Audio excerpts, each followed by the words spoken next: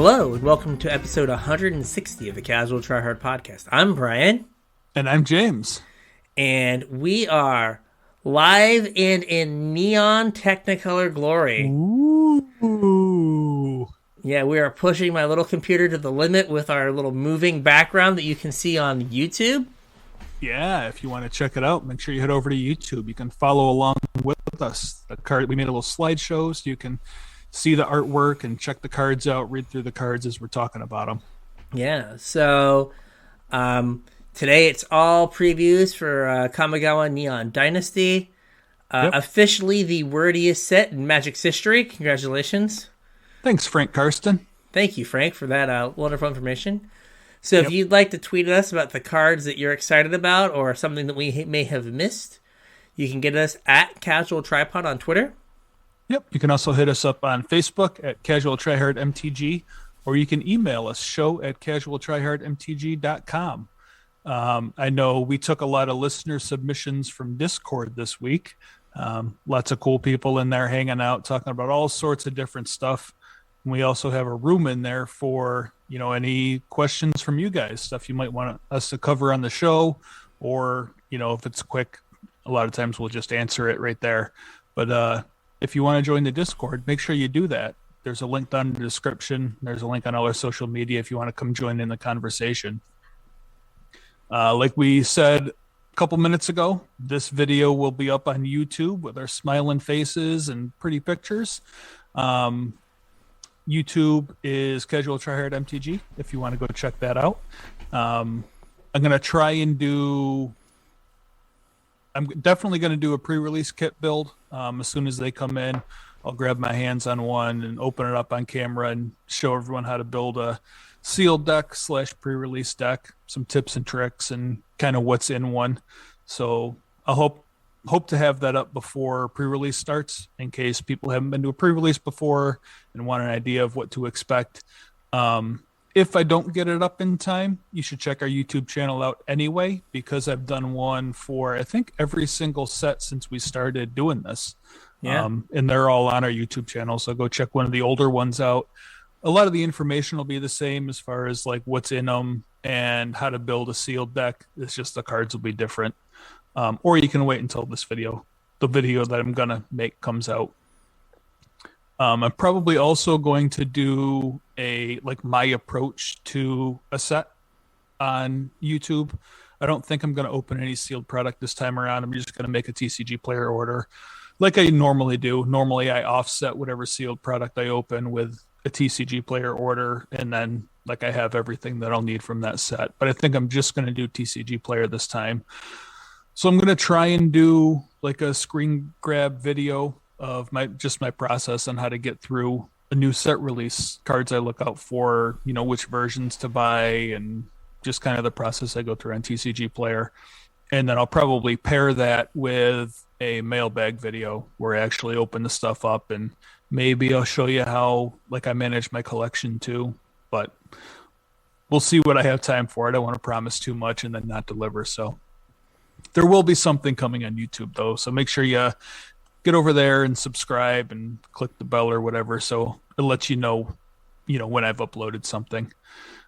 Speaking of TCG player, we have a TCG player affiliate link if you're looking to pick up any singles from Kamigawa Neon Dynasty or anything else that's come out lately. tcg.casualtryhardmtg.com is the link.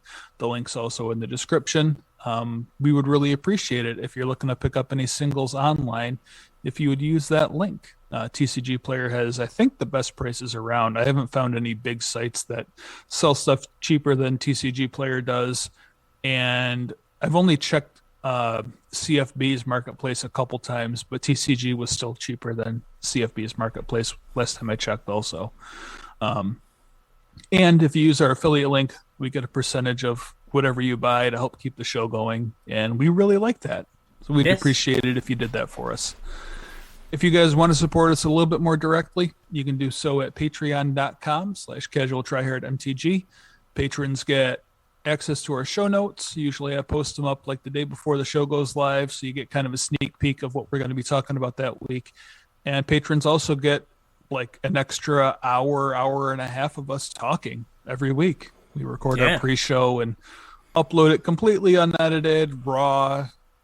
You never really know what we're going to talk about. Sometimes it's Magic, sometimes it's not. Sometimes it's large amounts of money that have gone missing. And then come back. The best part is they came back. That's right. Also, patrons get put on my mailing list. I really don't have any like hard promises of things that I mail out, but I try and send something out like every other month, just as kind of a thank you to our patrons. Normally it's like a series of things. Like last year we did a series of basic lands that had a Casual Tryhard stamp on them, and I signed them, and it was kind of a good luck basic land thank you. I don't want to spoil what's going out this time around. We got some new patrons that I want to be excited, so I'm not going to spoil it now, but this week or this round of givebacks are pretty cool as well. So if you want to get put on my mailing list, chip a couple bucks into Patreon, help support us, and like I said, I'll put you on my list and send you some stuff out. I think that's all we got for housekeeping stuff. Do you want to jump into the show? Let's jump into this show. So we're going to work through cards partially for draft, partially for constructed, or just things that people thought were interesting. So we're going to start off, hopefully, we're going to start off, there we go, with the gold uncommons. Some of these were interesting, and we wanted to talk about anyway, but I know I've had the conversation with a couple people in Discord lately about like how to get into Arena and best practices for like collection building and stuff. And drafting is really the best way to build a collection on Arena. So I thought it was important that we kind of went over these cards. We can talk about the ones that we thought were particularly interesting, but just kind of define the archetypes for this set so that when people go out to draft for the first time on Thursday on Arena or catch a draft at their LGS this weekend, they know what the color pairs are supposed to do. So James was very optimistic. Getting on Arena on Thursday. It's never a thing that happens. Never a thing that happens. Like, without fail, there'll be the million tweets of just, like, people not being able to get on Arena. Probably. So, if you're lucky enough to get on Arena and get a draft on Thursday, probably Friday or Saturday, you'll be able to get it done. So, red-white, we have Asari Captain, and this is a human samurai. It's a 4/3 with haste, and whenever a samurai or warrior you control attacks alone, it gets +1/+0 till the end of turn for each samurai or warrior you control. So the gimmick with red-white is it wants you to attack alone. It has a bunch of creatures that either receive a bonus for attacking alone or provide like a bonus to any creature who attacks alone. Yeah. So they kind of like pseudo exalted, but not just buffing. Yeah. Some of them, like one of this, like when it attacks, you can tap a creature an opponent controls. Yeah. This one makes you a little bit bigger. So it's a little weird, right? Like most times in draft, you attack with multiple creatures. Right. Right. So at least it feels like you do. You do that a lot. Mm-hmm. And so just like attacking with one that you've kind of like Voltroned up just by the fact it attacks alone is a little weird. But like then like, this 4/3 just gets chumped. Or like, God forbid they had like a 2-mana 3/1. Right. And it's just like, oh, well, it's a 7/3. It's like, yeah, it's a 7/3. This is dead. Cool. Yeah, they died to a 2-drop. Yeah, they died to a common. And you're like, oh. But that's what red-white wants to do, is it wants to go, like, tall on a creature. But, like, you get less risk than you would have, like, putting a bunch of enchantments on it or something. Right. Yeah, for sure. And there is... the next card blows out attacking alone, because Lord help you if your attack alone and your creature gets bounced. Like, it's just like, oh, my one attacker did not do anything. Yeah. So this was one of the ones that we kind of wanted to talk about anyway, and it happens to be a signpost uncommon for this set. And it's a Colossal Sky Turtle. 4 green, blue, so it's the Simic one. It's a 6/5 enchantment creature turtle with flying and ward 2. So if you pay 7 mana, you get a 6/5 flying with ward 2. And then it also has 2 different channel abilities. If you listened to our episode last week, we went over all the mechanics for this set, and channel is one of the mechanics for this set. So if you want a little bit more information on how channel works, or ninjutsu, or reconfigure, make sure you check out last week's episode. It was pretty good. Yeah. But this card has channel for 2 and a green, discard Colossal Sky Turtle, return target card from your graveyard to your hand. And then it also has channel for 1 and a blue, discard Colossal Sky Turtle, return target creature to its owner's hand. So 2 different channel abilities. It's one or the other. You can't pay 3 green, blue, and do both of them. It's one or the other. Yeah. So what makes this guy so special? So I don't think you ever want to cast it. So when I looked at it, I was like, oh, whatever. And then I got to thinking, and the living end decks in Modern, right? Yeah. They usually cycle things, but they also have been playing, or some of the other Cascade decks play like Brazen Borrower as early interaction. Well, this is, some percentage of Brazen Borrower on a 6/5 that you'd bring back from your graveyard when you living ended. And there was in Legacy for a little bit a Replenish deck. Replenish is an old card that just returns all enchantments from the graveyard to your battlefield. And that was playing Lay Claim and Cast Out. Yeah. And this is an enchantment creature. So there's Resurgent Belief in Modern that is the suspend card that does replenish, returns all your enchantments from your graveyard to the battlefield. So you cycle a Cast Out, you cycle a Lay Claim, you bounce a creature with Colossal Sky Turtle, then you cascade into Resurgent Belief, and you exile a creature, you steal their land with Lay Claim, and then you have a 6/5 ward 2.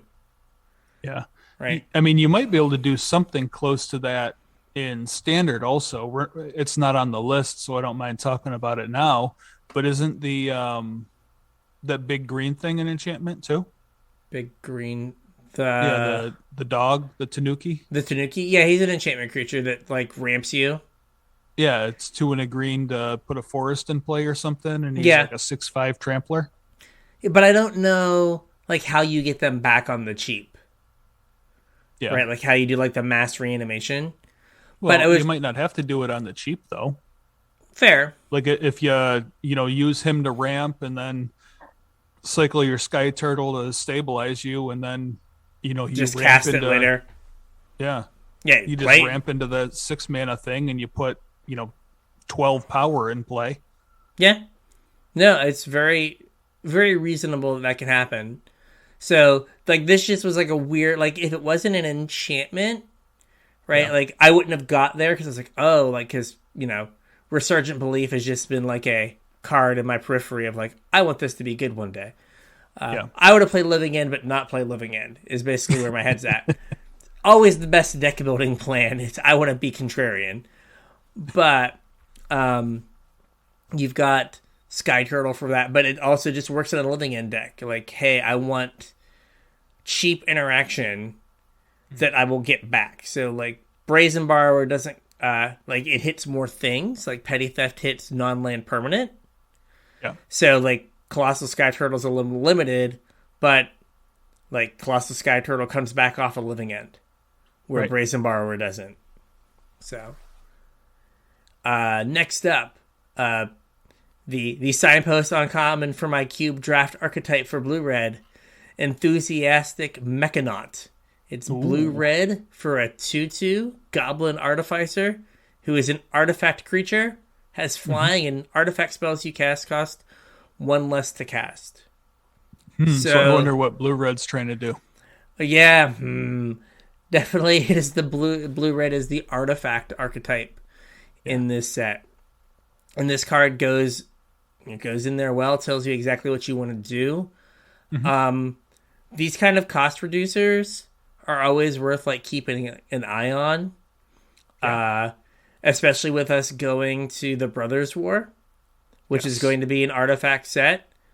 You know, also you have the if I you have a don't bunch. know. Oh, Oh, sorry. sorry. Go ahead. I was gonna say if you have a bunch of 1 mana artifacts, this just makes them free, It does. which Yeah. which oftentimes leads to things doing goofy broken stuff. Yeah. Also, randomly, like, I know we haven't talked about like finance stuff in a while or done like an episode on specs or anything. And maybe I'll cover a little bit of this when I do my, like my approach to set collecting video whenever I do that. But if you think about, was it Chief of the Foundry? Was from Yes. Kaladesh, and it's like a 3 mana 2/3 that makes your artifacts cost one less. Mm-hmm. Like that randomly at one point was a $4 uncommon. Oh, geez. It's been reprinted a couple times since then, Yeah. so I don't think it still is. But like these are the things that when I go through a set to look and make specs for, that I pick up because 2 mana is pretty cheap for something with this effect on it, and like you said, it can do some pretty broken stuff.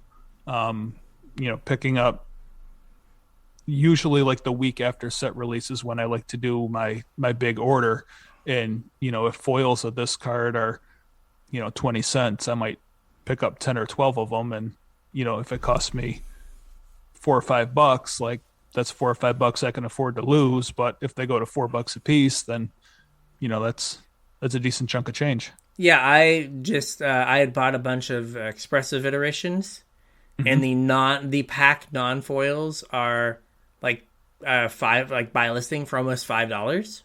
Yep. So like I bought a bunch. I sent like five or six of them out, and was like, oh, here's like $30 that I spent that I spent $4 or $5 on Yeah. right around release.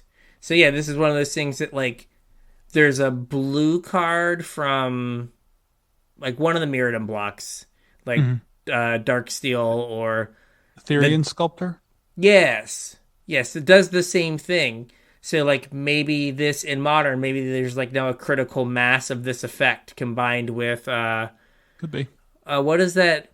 There's that stupid imprint artifact that like you imprint an artifact and it makes that reduces their cost. Is that Semblance Anvil?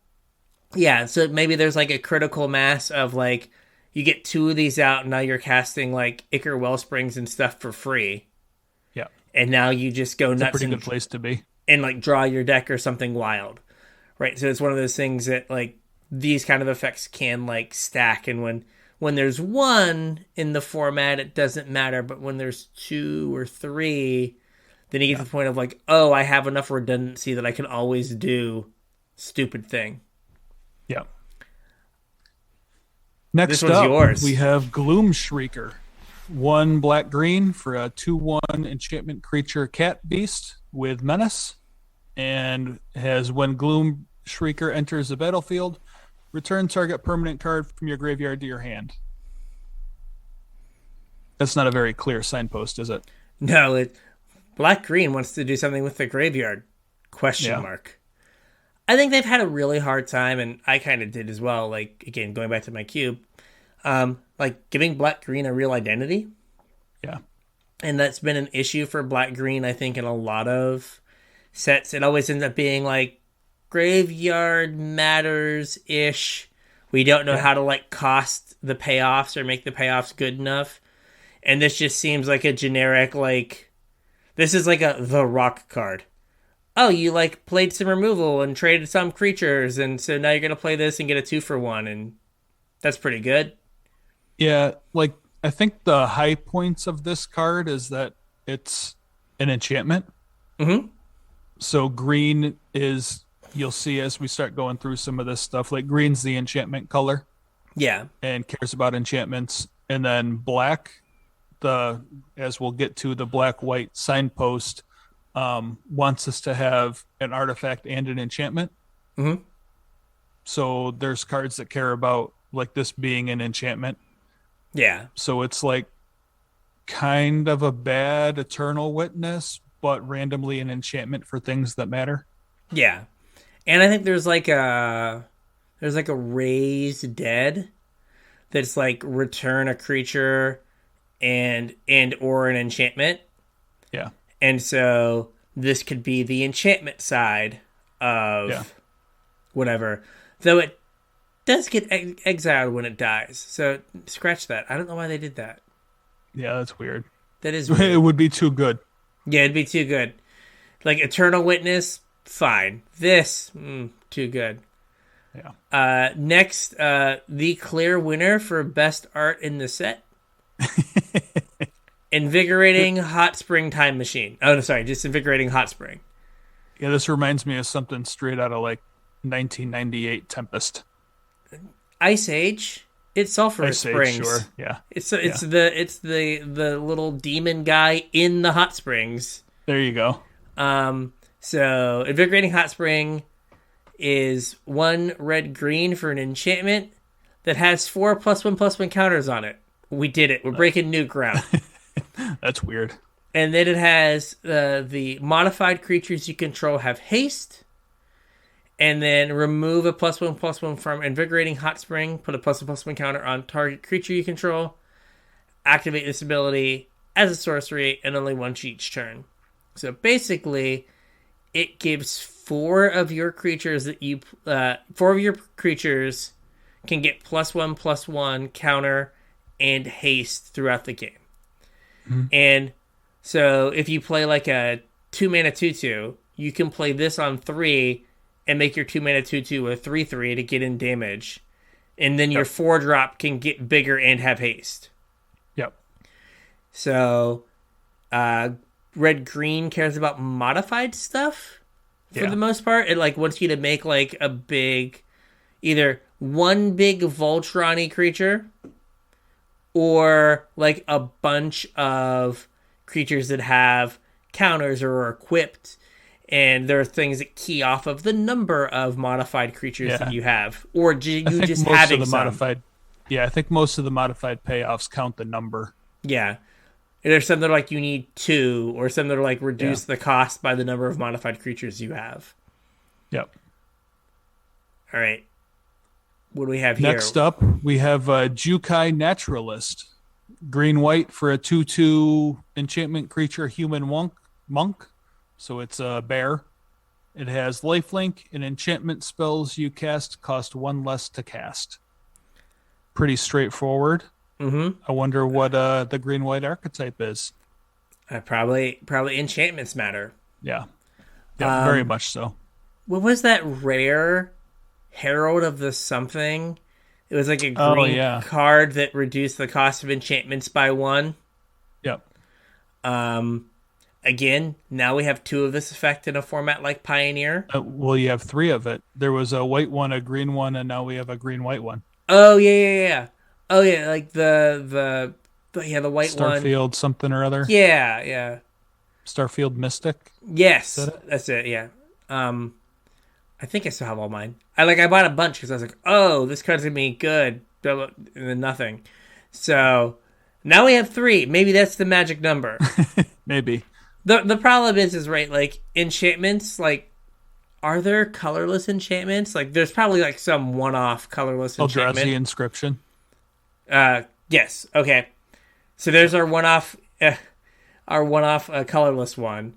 Yep. But like it's unlike artifacts, you can't just like go wild and like cast your deck full of enchantments. Right. So it makes it a little bit harder to like do something truly like broken. Yeah. Which is what we all want to do in the end. Truly broken stuff. Yep. So we have Naomi, Pillar of Order, 3 white-black for a 4/4. Whenever Naomi, Pillar of Order enters the battlefield or attacks, if you control an artifact and an enchantment, create a 2/2 white samurai creature token with vigilance. Yep. So that's what white and black's trying to do, is it wants you to have an artifact and an enchantment. When you do, something will happen. There are enough random creatures that are enchantments, creatures that are artifacts, that you're not going to have to go out of your way to like have a to have an artifact and an enchantment. Like it's gonna happen pretty naturally. Yeah. Oh, and you know what Naomi backwards is, right? Can we say that on the pod? It's I moan. Like it's not bad. I learned that from Van Wilder. Yep. Early Ryan Reynolds. If there are any kids watching, you can't watch that movie. That's for your parents to relive their youth. That's right. This one's for you now. This is right up your alley. Yeah. Black and red. We got the Oni Cult Anvil. It's a artifact, costs a black and a red, and it says whenever one or more artifacts you control leave the battlefield during your turn, create a 1/1 colorless construct artifact creature token. This ability triggers only once per turn. So it's kind of hidden stockpile, hidden salvage, hidden stockpile, yeah. Where that made little servo tokens, and this kind of does the same thing. Except on Hidden Stockpile, you paid a mana and sacrificed an artifact to scry one. And this one, you just tap it and sacrifice an artifact, and it will drain one. Yeah. So, pretty cool. Yeah, right up my alley. Sacrifice outlet, cares about artifacts. Just a little bit of everything. Black and red are doing. Blue-white, like blue-white has a very clear thing that they're doing, and that is vehicles. And so we very have strange. Prodigy's prototype, so 1 blue-white for an artifact vehicle. It's a 3/4 when it's crewed. And whenever one or more vehicles you control attack, create a 1/1 colorless pilot creature token with this creature crews vehicles as if its power were 2 greater. And this has a crew cost of 2. So the pilot that you make is overqualified to drive this vehicle. Yep. Yeah. It requires a regular driver's license, and he has a CDL. So very much like the vehicle's archetype is weird in that they, right, like it has the biggest fail case in like limited, like if you have an opening hand with like 3 vehicles and 4 lands, like you can't realistically keep it. Right. Right, because like if you just like play a bunch of things that don't do anything, that don't attack and block. Blank cardboard. Yeah, blank cardboard. But vehicles are always overcosted for their mana cost. Or overstated for their mana cost. So if you do get to crew them, you are usually like up in terms of like power and toughness. So like this on turn 4 is as big, if not bigger, than most of the things you would expect your opponent to have on the battlefield. Mm-hmm. But if you don't crew it, it just doesn't do anything, and you're very sad. It counts as an artifact. It does. If nothing else, it counts as an artifact. Yeah. It does look like there's a bunch of cards that make the pilots, though. Yes. And some of the vehicles make their own pilots also. Yes. Like this guy, you have to start the party, but...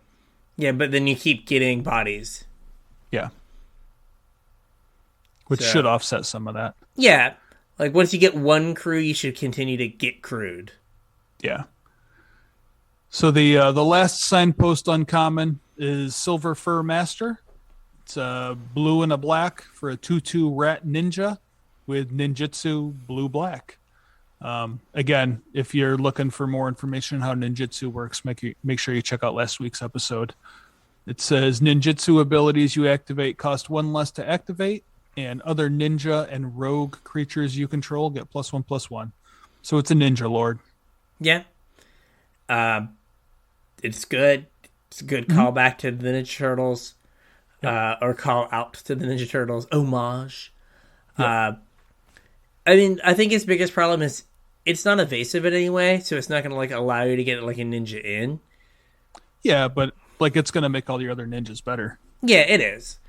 It is. I mean, you're going to like, ninjutsu it in on turn 2, sneak it in, get in your 2 points of damage, and then, on turn 3, like play some things that let your next ninjas get in. So you can do the like,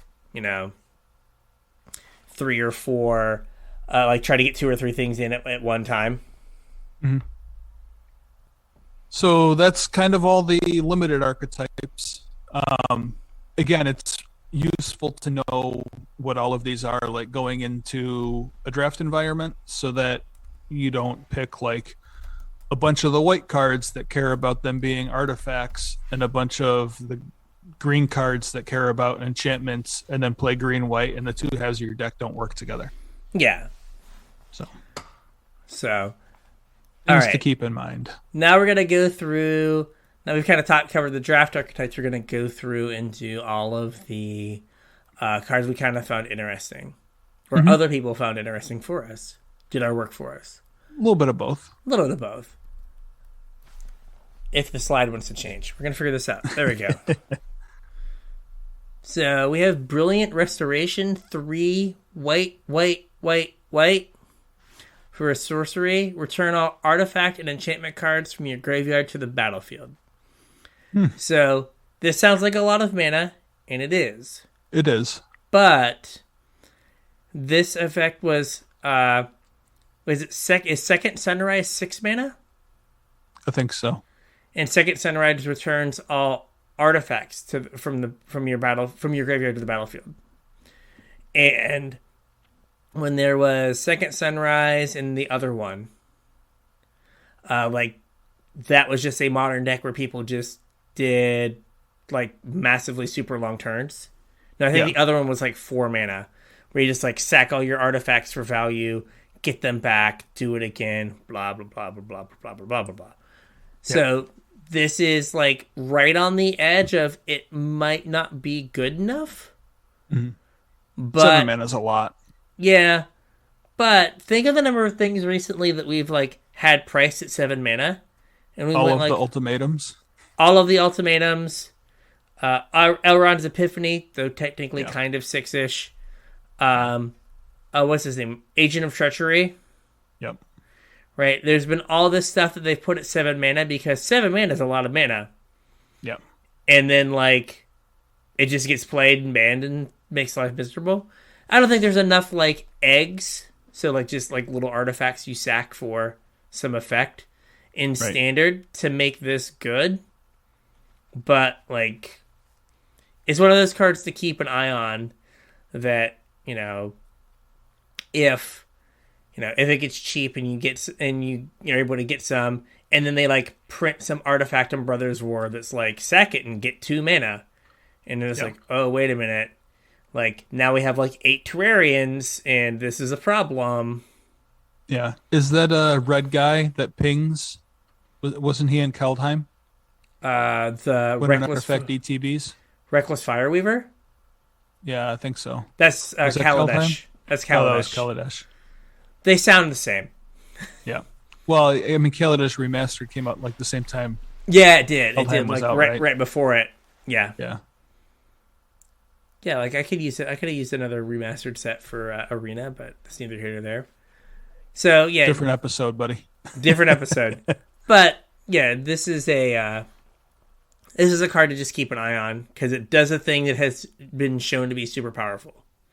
Yep. And going up 1 mana, is that going to be enough to really turn it off? Yeah. This next one is Cloud Steel Kirin. 2 and a white for a 3/2 artifact creature equipment Kirin. It has flying, and the equipped creature has flying, and you can't lose the game, and your opponents can't win the game. And it has reconfigure for 5. So you pay 5 mana, reconfigure this thing into an equipment, stick it on something else. I think this card's a trap. It's not very good. You should not try and make it work because it won't work for you. Yeah, like in standard, there's enough like removal that this is vulnerable on the like I'm going to reconfigure so they blow up your creature. Right. Or I'm going to spend the 5 mana to reconfigure, so I'm going to get my equipment blown up with a play with fire. Right. Right. So you spent like 5 mana. Yeah. So this is shocked. Yeah, this is just not the kind of rate you want in standard or in constructed Magic in general. Yeah. With that said, I am going to lose a game you in can't limited because I do not have a removal spell for it. Yeah. And I'm just going to look like a dope as I like deck myself out. So that's kind of an interesting point that I guess we can talk about here, since I don't think it's going to show up later on in the episode. When you're playing limited with this set, a lot of the creatures in this set are either artifacts or enchantments. Mm-hmm. So the removal spells that say like exile an artifact or enchantment or destroy an artifact or enchantment, normally those would like live in your sideboard and you wouldn't pick them super highly. They're just a removal spell in this set because every deck is going to have a creature target for them. Yeah. So like you can probably easily play like one of that effect in your deck and know that you're going to have like a target. And if you're like playing like best of 3, it might be that you can go up to 2 or 3 when you see that your opponent is green-white enchantments and they have 12 enchantment creatures. And you're like, oh, anything that says destroyed enchantment is great. But like, like most of the red creatures are artifacts as well. This is true. So like you get like, I think blue has as much. Yeah, I don't know if there is like a color. I don't know if someone can put together a deck that doesn't have like 5 targets for your spell, not counting other artifacts and enchantments in doing artifact and enchantment things normally. Mm-hmm. So yeah, at least 1, maybe 2. I wouldn't go like super hard, but but it's like they're definitely playable, whereas in most sets they just live in your sideboard. Yes, very true. All right, so this is Commander Gold, Jerry. Commander Gold. And some awesome seb art. So we have Farewell, 4 white for a sorcery. Choose 1 or more. Exile our artifacts, exile all creatures, exile our enchantments, exile all graveyards. This is like an easier to cast planar cleansing. I guess it misses planeswalkers. Yeah. Where planar cleansing would sweep those up, but it switches planeswalkers for graveyards. Mm-hmm. From what I understand, this is all you want to do in Commander ever. Yeah. Is just exile all the things. I mean, I wouldn't be surprised if this saw some amount of play in like a regular format as well. Yeah. Like 6 mana is kind of a lot, but it's super versatile. Like it nukes graveyard decks. It's a wrath, hits random artifact decks. Kind of does everything. Yeah, like there's not really a point where it's like, unless you're playing against like hard blue-white control. Yeah. There's not a point where it's not good. Yeah, but even then, like a lot of those decks have like the Celestis or whatever that are trying to use that to draw cards and just hits it. Tag, you're it. I mean, in Historic, the blue-white control deck is like a Lotus Field combo deck to get like a ton of mana. So like they routinely have 6 mana on turn like 4. Yep. So then like Farewell is just like whatever your problem is, it goes away. Mm-hmm. So I think this is a really solid card, and it's one of those cards that might like sneakily be expensive. Yep.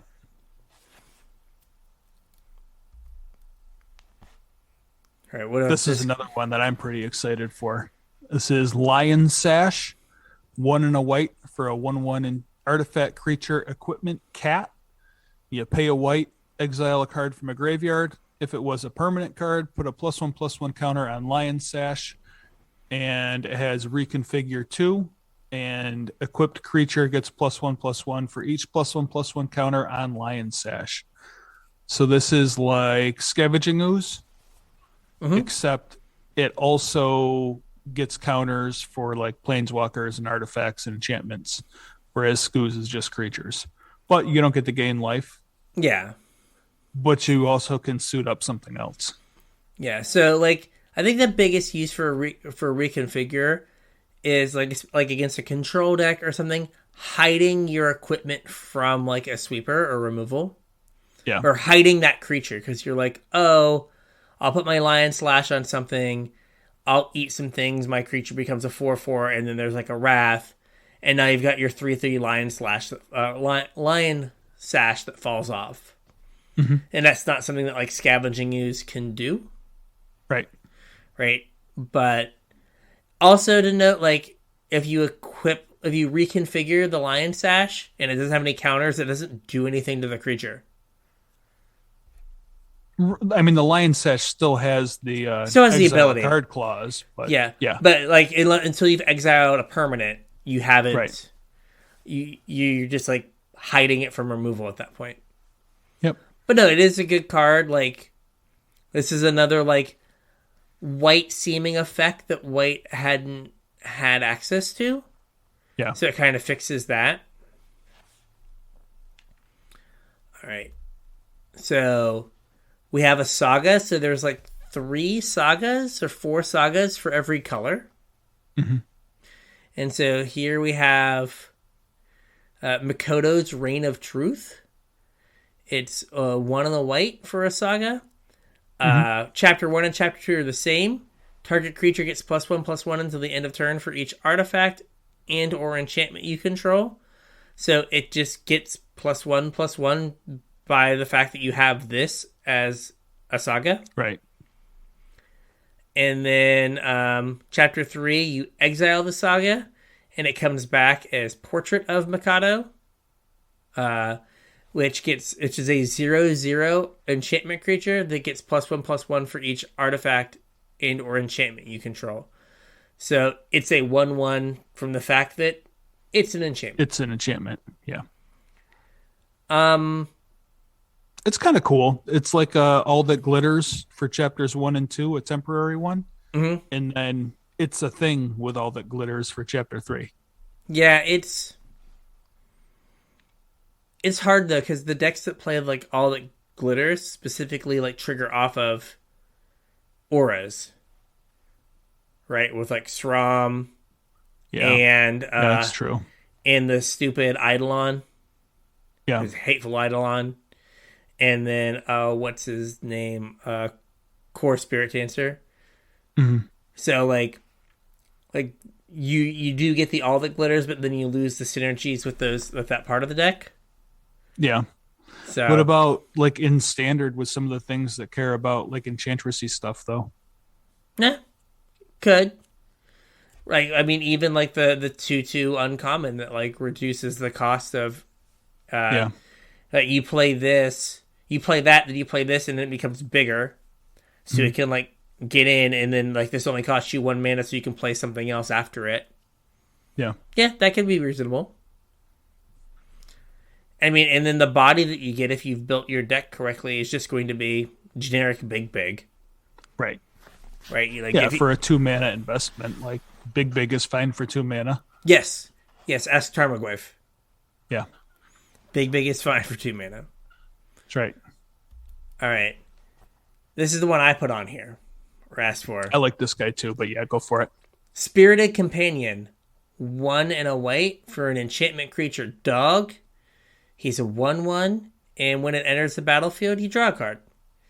So we are slowly completing the cycle of 2 mana 1/1s that ETB and draw a card.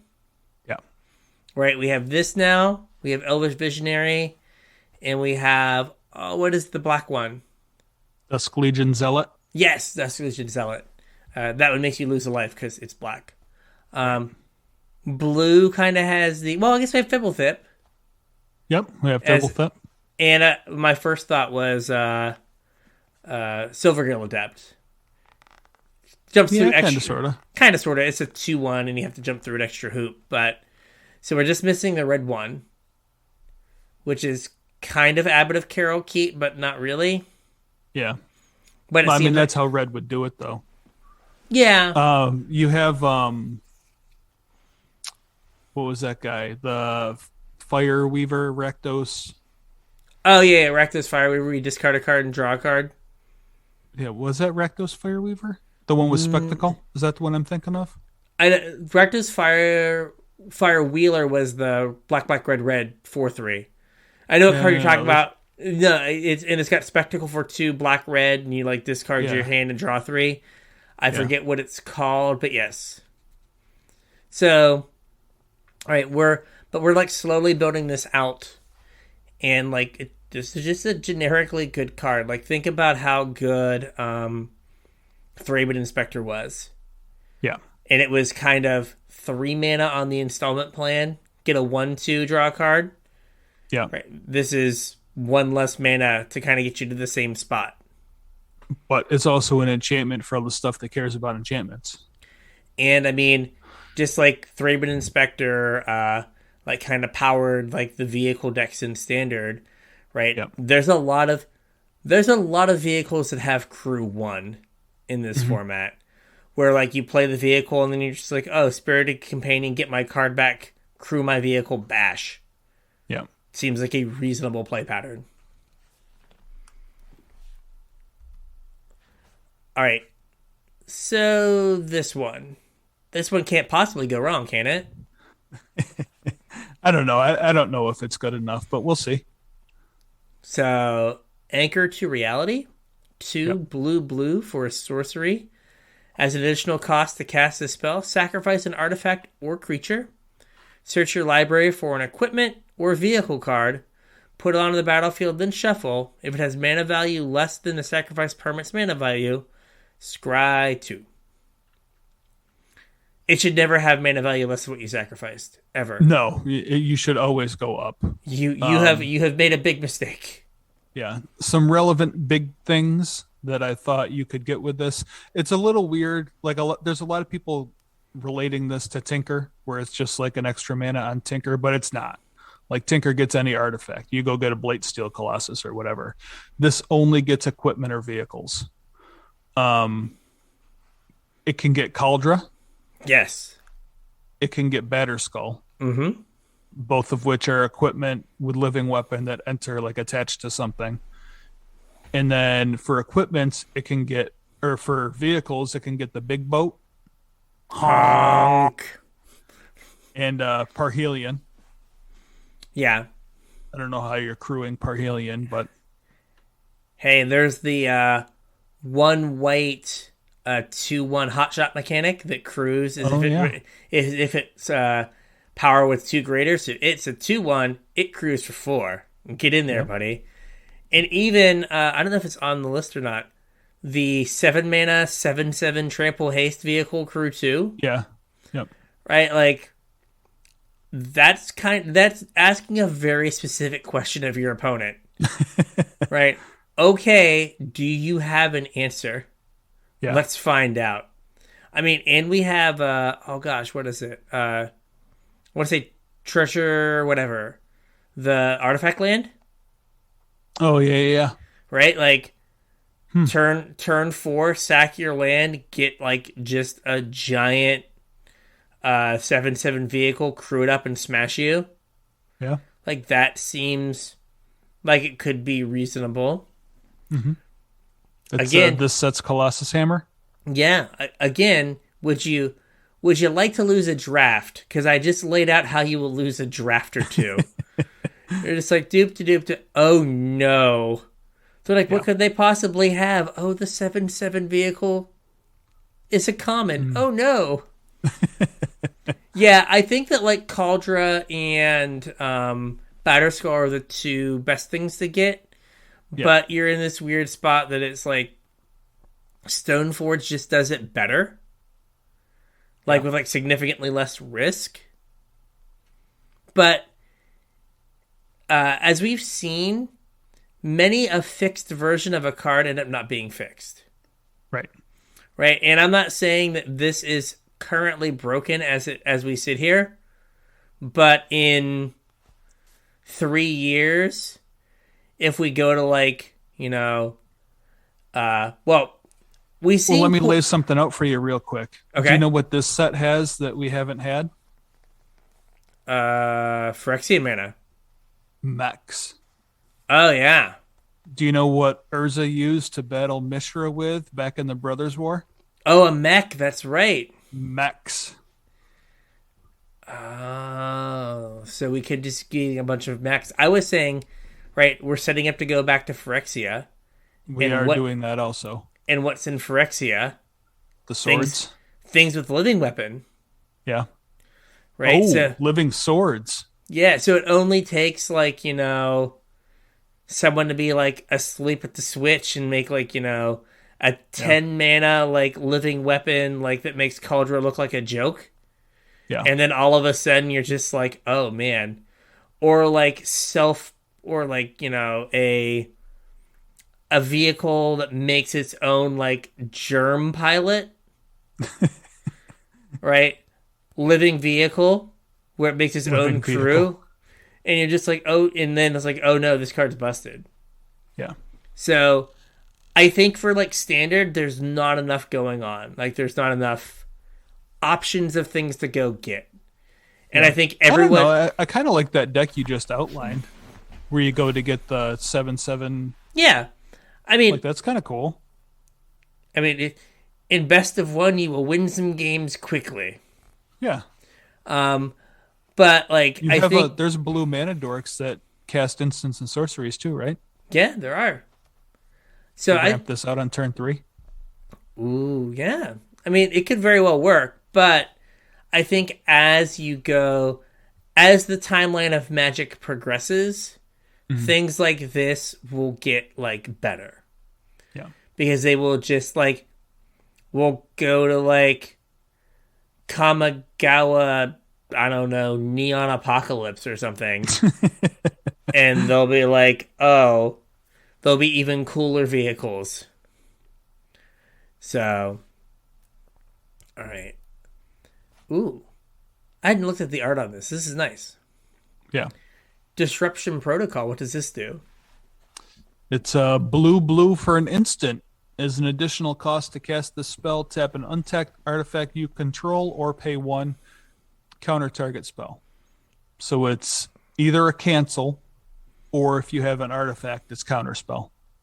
Yeah, I mean, seems reasonable. They did this. They had one with Metalcraft years ago. Mm-hmm. Where you had what Metalcraft is 3 artifacts. Yeah. Then it was like it was cancel, or if you had 3 artifacts, it was counterspell. Yep.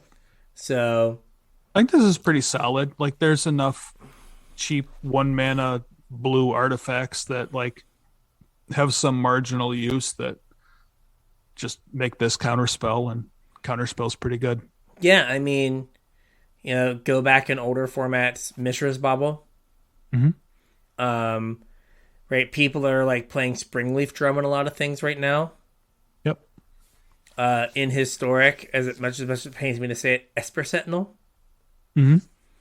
Right, you're just like, I'm not going to attack with my 1/1, go, and then you just counterspell them with Disruption Protocol. Yep. So, I don't know, it feels like it has like a home somewhere. Yeah. So, and the art is pretty cool. It is pretty cool. Oh, This guy also has pretty cool art. Hey, buddy. So we've got Jin Cataxian Progress Tyrant. So it is 5 blue for a 5/5. Legendary creature, Phyrexian Praetor. So whenever you cast an artifact, instant, or sorcery spell, copy that spell. You may choose new targets for the copy. This ability triggers only once each turn. Thank God. And then whenever an opponent casts an artifact, instant, or sorcery, counter that spell. This ability only triggers once each turn. So this is very similar to the card that got spoiled a million years ago, or got leaked. It changed a little bit, but it's kind of the same. Mostly the same. So the ability's powerful, right? They have to like burn 2 removal spells to kill Jin. Mm-hmm. That's good. If you have like a deafening silence, they just can't ever cast non-creature spells ever again. That's good. It has a very big problem. It has the same casting cost as Hullbreak Horror. It does. And I know which one I would rather play. The one that's you can play them both. You can. But the one that is stone unbeatable is the one I would rather play. Yeah. And that is Hullbreak Horror. That is, for some reason, +2, +3. Yeah. Has Flash. Yeah. I think that Jin, is a good card, but is kind of like a victim of the fact that Hullbreak Horror exists, right? Right, if there wasn't Hullbreaker Horror, this seems like a pretty good control finisher where you play it, and, if they don't have 2 removal spells, they have to, sit and wait to draw a second, and now you're sitting on, counter spells to get their second spell that they had to draw. Or, you're cast a draw 2 and you just draw 4. Cool. Game over. Yep. But I think with Hullbreaker Horror, it's just that's just a better card.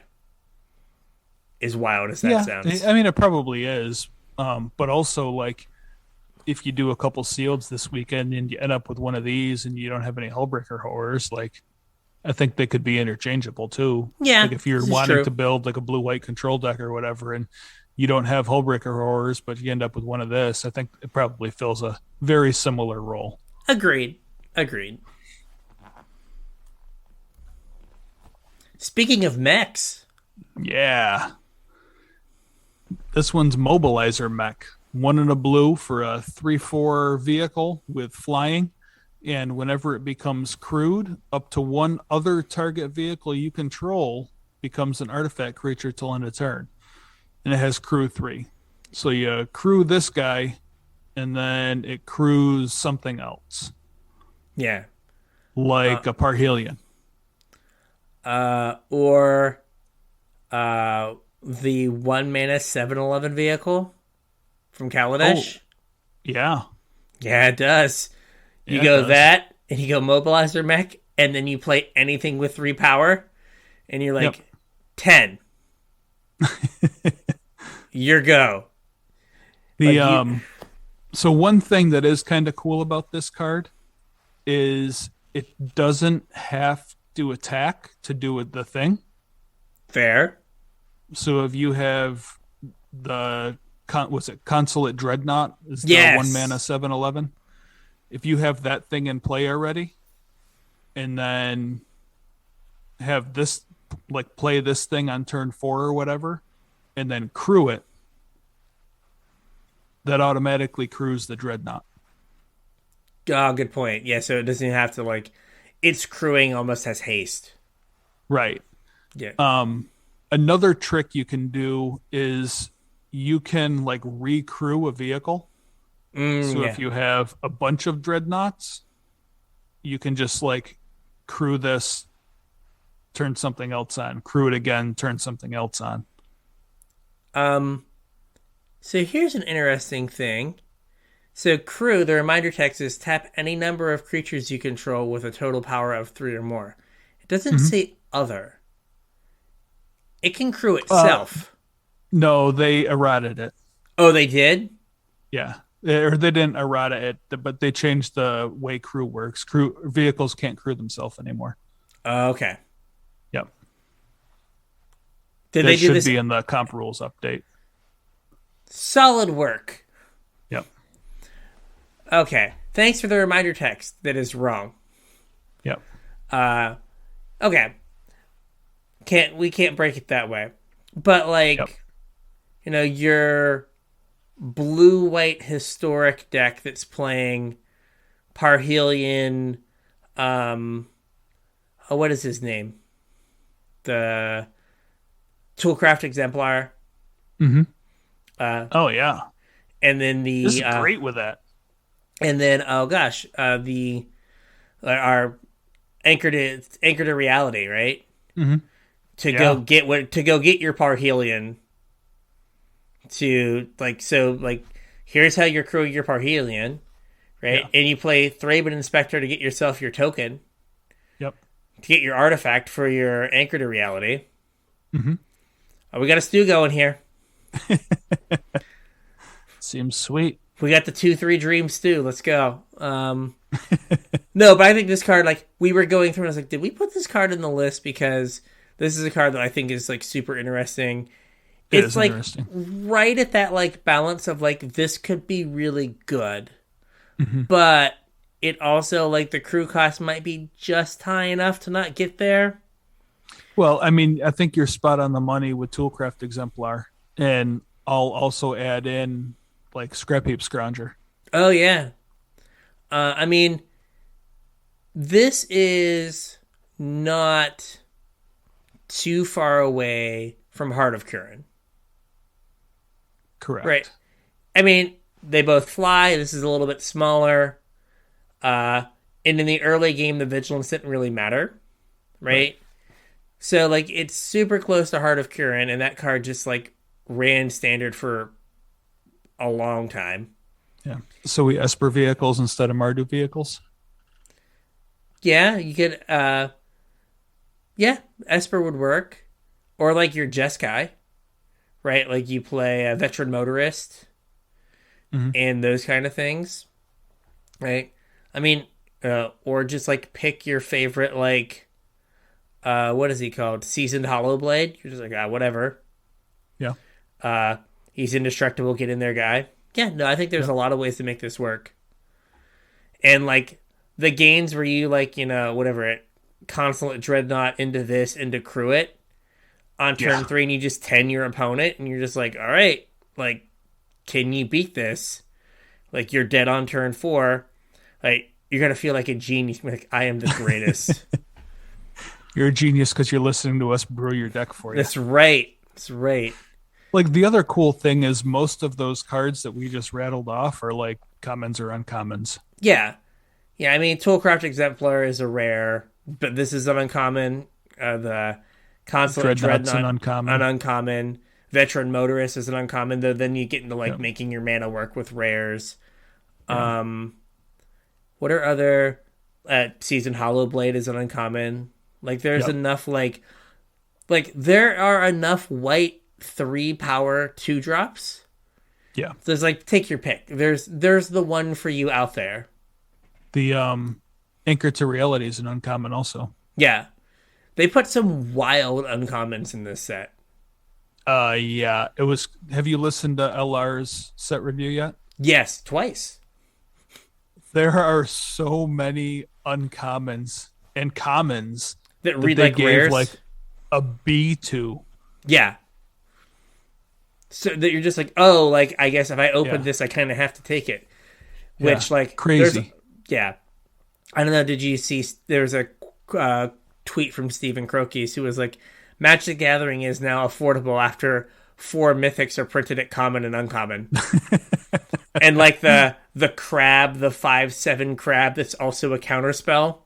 Yeah. Was, like, one of them. It's like, yeah, it's just a wild amount of, like, things on a card. I forget what the other ones were, but it was just like, oh, yeah, these are nuts. All right.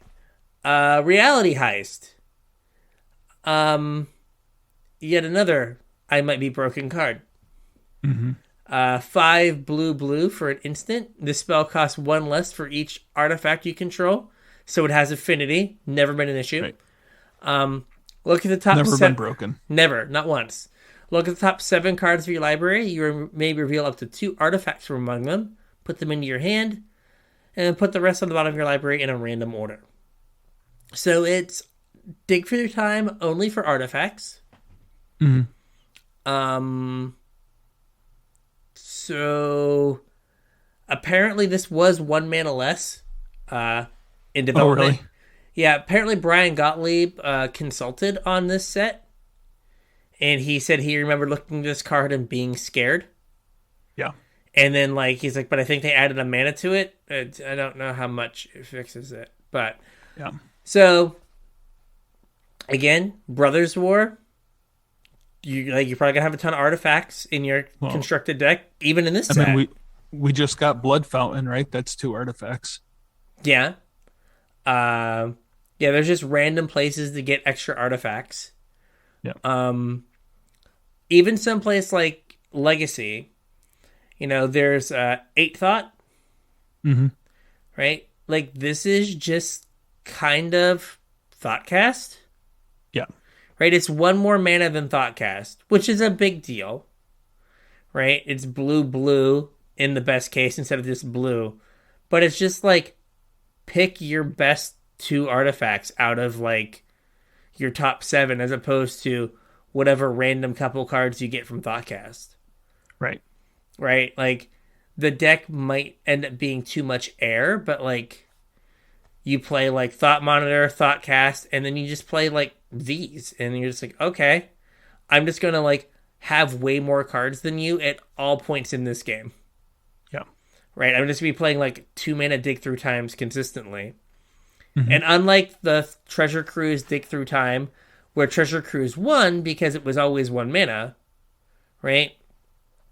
That used a resource. That used your graveyard. It made it go away. So you couldn't play Treasure Cruise and Dig Through Time, right? Yeah, you were only ever casting one per game. Yeah. So this doesn't use a resource, Nope. right? It uses 2 mana. It doesn't consume the resource. It doesn't consume the artifacts that you have. It's not like improvised. It is tapping them. It's just you could like have 3 blue mana and go like this, get a Thought Monitor, cast a Thought Monitor for blue. Like you see 10 cards, or I guess you see 9 cards, and you picked the best out of the top 7 and then 2 more. Mm-hmm. Right? Like, do you lose that game ever? Like, that just seems like you're like, right. Oh, I guess I win. Like, I just have an amazing hand now. So, again, a wild uncommon that, like, if it's cheap, it's one of those that you just buy and you sit on for, like, when it inevitably breaks. Right. Right? Where they print some, like, artifact that's just like, oh, if I just get these 2 artifacts, I win the game every time they resolve. Cool. Mm-hmm. I guess I should look for them in my top 7 all the time. All right.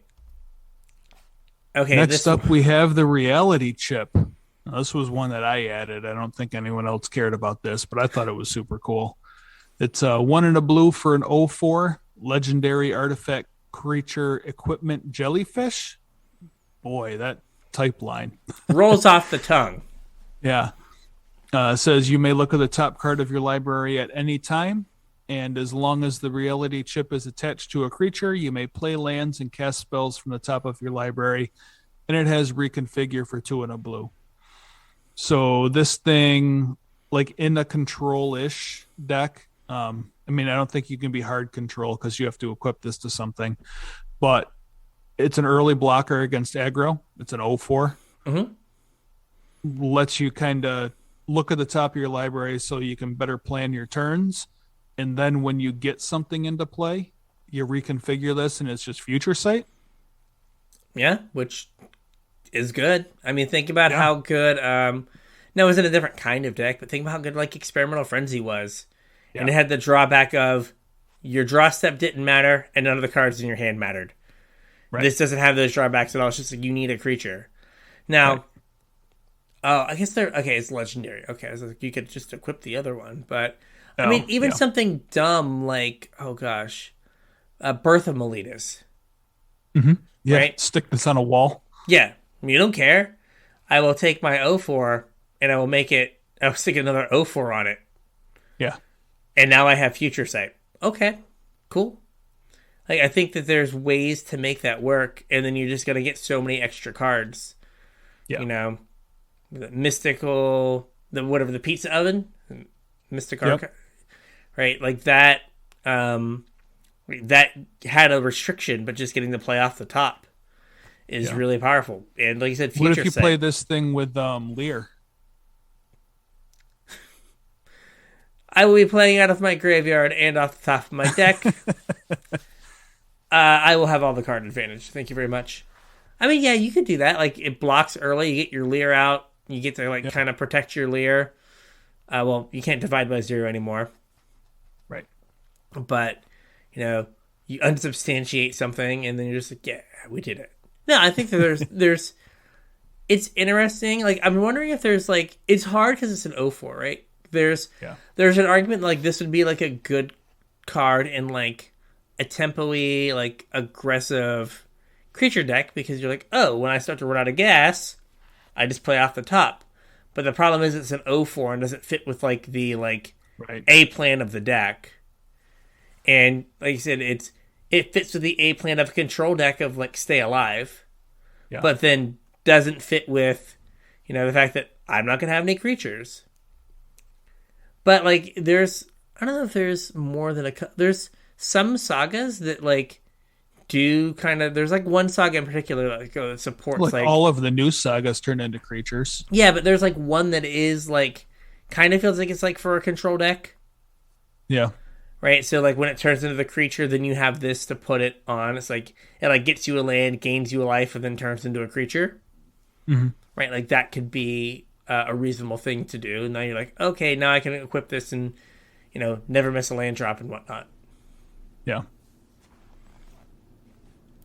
You could also just play it like in a ramp deck with the Jolly Green Giant. Oh yeah, or our Tanuki guy.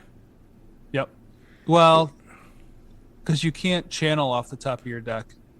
Fair. Oh yeah, because you can just like you could cast the 3 mana side. But I was just thinking like ramp spells that were also creatures. Yeah. Right, where you're like, oh, now that I had this creature, I can put this on it. Now I'm playing stuff off the top of my deck. Yeah. So. All right. This next one, Legacy Staple. I mean, could very well be, right? Yeah. Yeah. Thousand-Faced Shadow. It's a blue for a 1/1 flying. Hey, it's a flying man. It is. That has ninjutsu, 2 blue. And when it enters the battlefield from your hand, if it's attacking, create a token that's a copy of another target attacking creature. That token enters the battlefield tapped and attacking. Yeah. So, what do ninja decks want? They want evasive early drop creatures so that they can ninjutsu onto them. And this is an evasive 1-drop creature, on color and tribe. Yep. That in the late game becomes a kind of becomes a threat itself.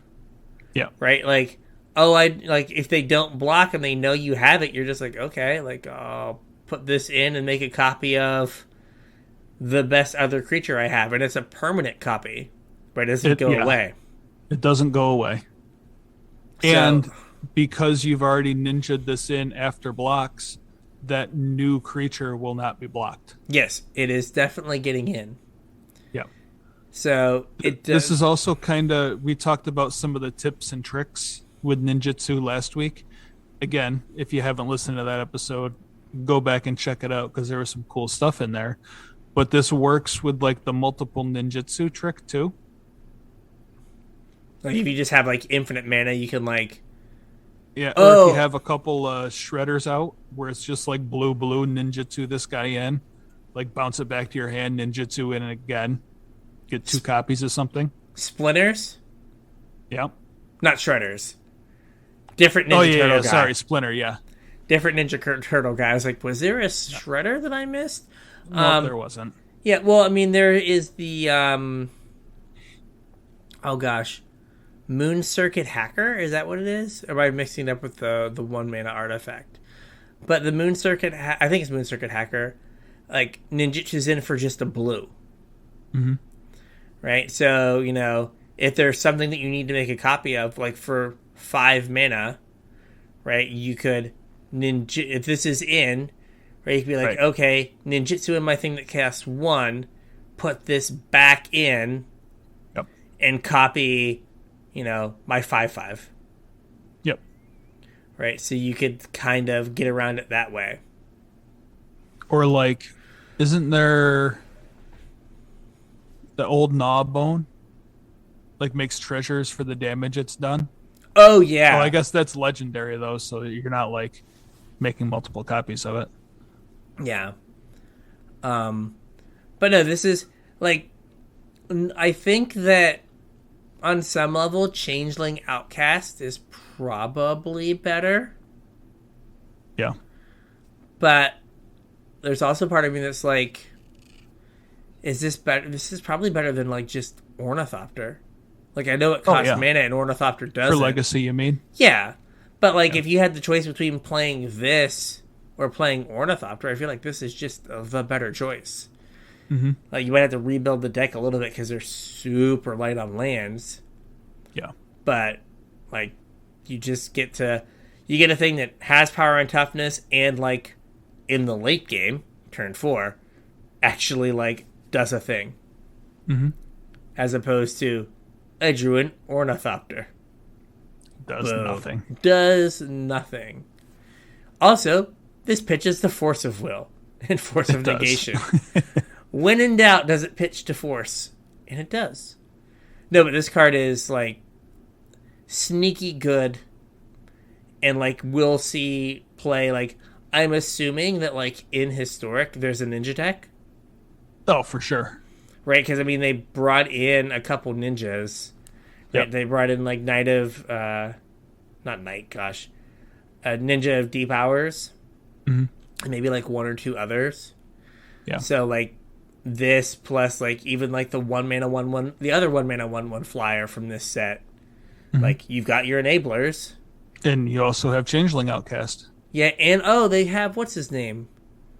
Ingenious Infiltrator is on in Historic. So like you have like all of the pieces for a ninja deck that is unfortunately probably not as good as Rogues, just because Rogues just plays at like instant speed. Yeah. But still, it'll be like fun, right? Like the best Fading Hope deck is the ninja deck. For sure. Yeah, you're just like, and I'll get in, draw a card. I'll bounce your thing, get in, draw a card. Just having my best life.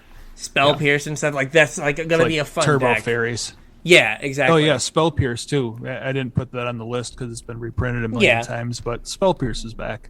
Yeah, but like Spell Pierce to like back all of these like cheap ninjas up, like removal spell? No. Yep. All right. Oh, buddy. I don't know how I feel about this card. Weren't you the one that asked for it? Maybe. But let's see. You did. So, this is Blade of the Oni. Yep.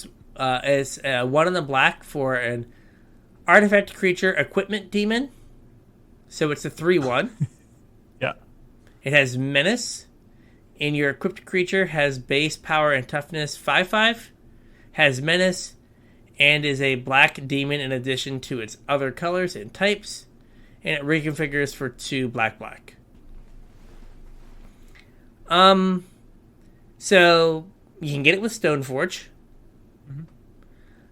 You like have the same problem with the other reconfigure cards, which is like, God help you if you reconfigure and they like, I don't know, spike you hazard this. Yeah, that's a bad day. That's a bad day. But I mean, if it's just a 1 in the black 3/1 menace, that card's almost good enough. Yeah. Like, and I think this, right, like this could be something that like would go in like a mono black deck, where, right, like you play it, like your A plan is kind of, this is a 3/1 menace, like it's just gonna beat down. Yeah. And then like if your opponent's like, you know, plays a Narset and like reveals a Supreme Verdict, you're just like, all right, buddy, my turn 4 is suit up. Yeah, you hop on someone, we'll kill the Narset, and now next turn, you know, when they wrath, my 3/1 comes back. Yeah.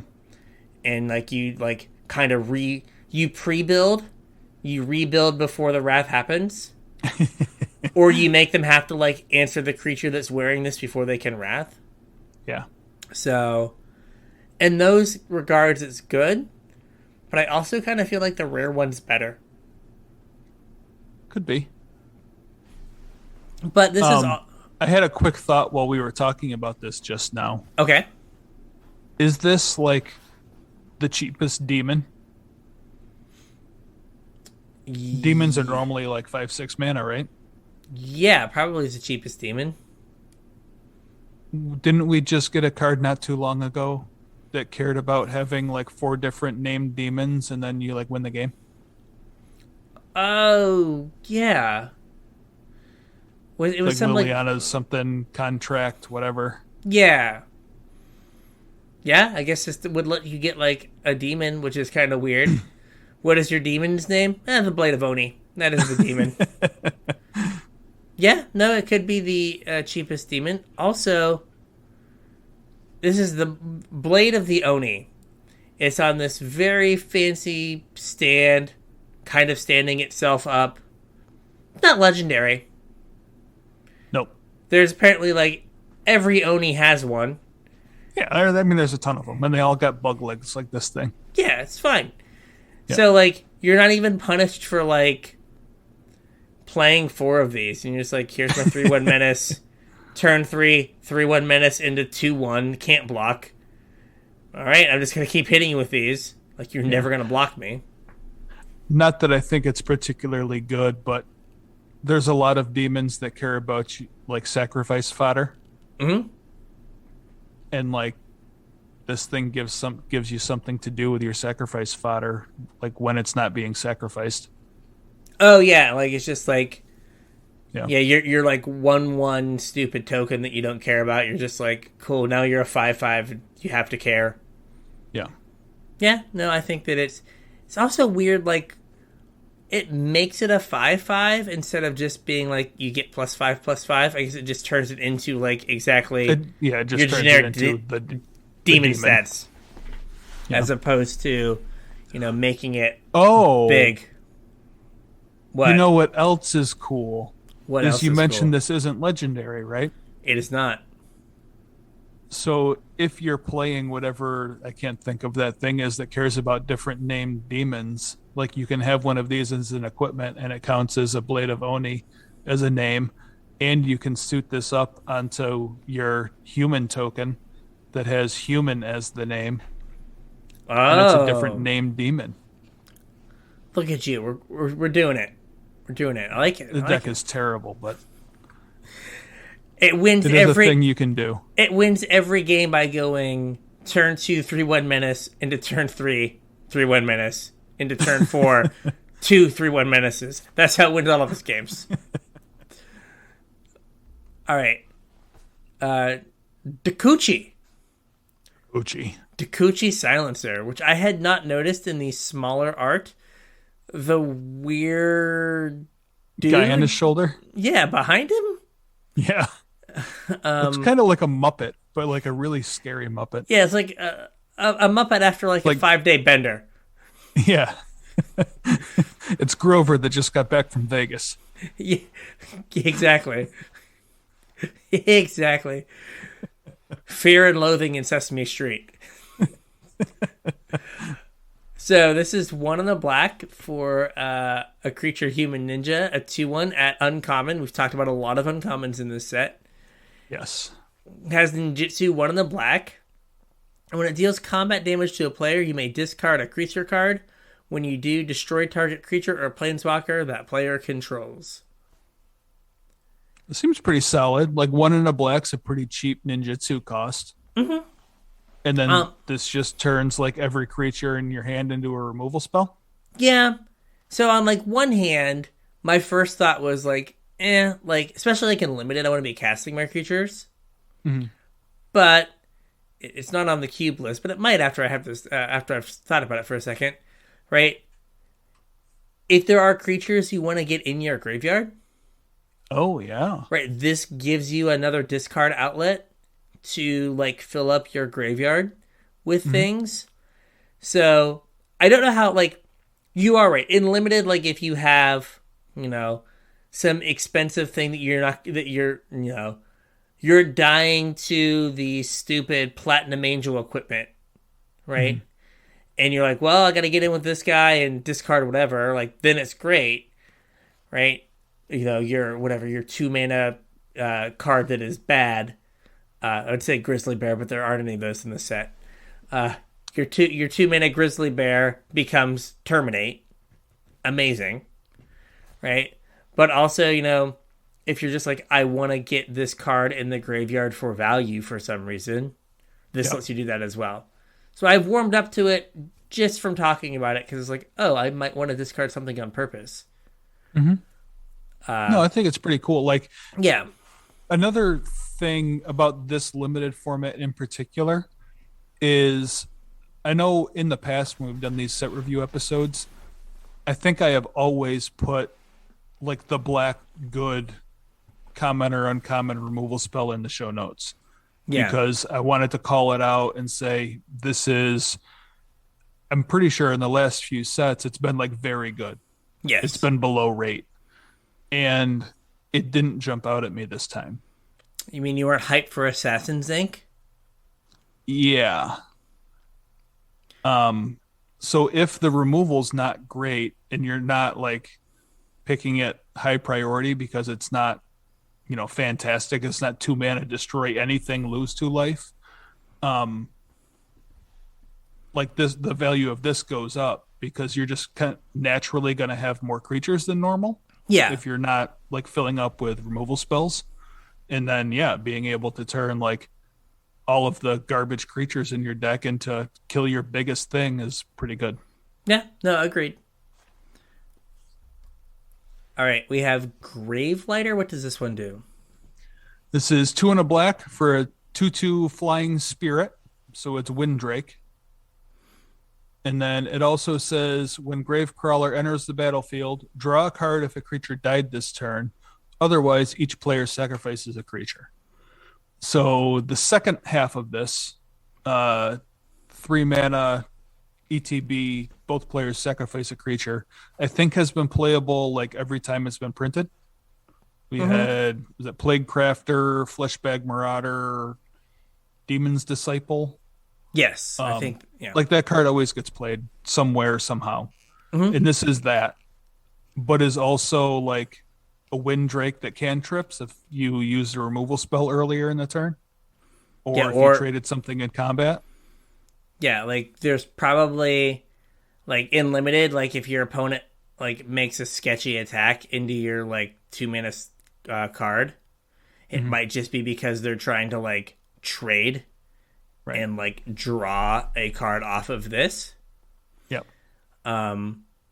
So no, I mean, and these are often like constructed playable as well. Yeah, no, this card's sweet. I like this card a lot as an uncommon. It's crazy how many uncommons made my list this year. Yeah. All right, so here we go. Now this one's some business here. Let's talk about this one for us. Oh, never mind. Makoti Soul Ripper, 1 in the black for an artifact vehicle. It is a 4/3 with crew 2 and then a paragraph. Whenever Makoti Soul Ripper attacks, you may sacrifice another artifact or creature. If you do, put a +1/+1 counter on Makoti Soul Ripper and it gains menace until the end of turn. Yeah. So this kind of reminded me of the trains from Kaladesh. It had was it Untethered Express or Untethered Express and Renegade Freighter? Yeah, where it kind of just gets bigger and bigger every turn, and then it also has menace, so it has evasion, and it's a sacrifice outlet for stuff that cares about, things leaving the battlefield, artifact creatures, trigger like Blood Artist stuff. There's some stuff that cares about artifacts leaving the battlefield. And 2 mana for that effect, I think, is pretty cheap. Yeah, so something I thought of was, again, going to like Mono Black and Pioneer.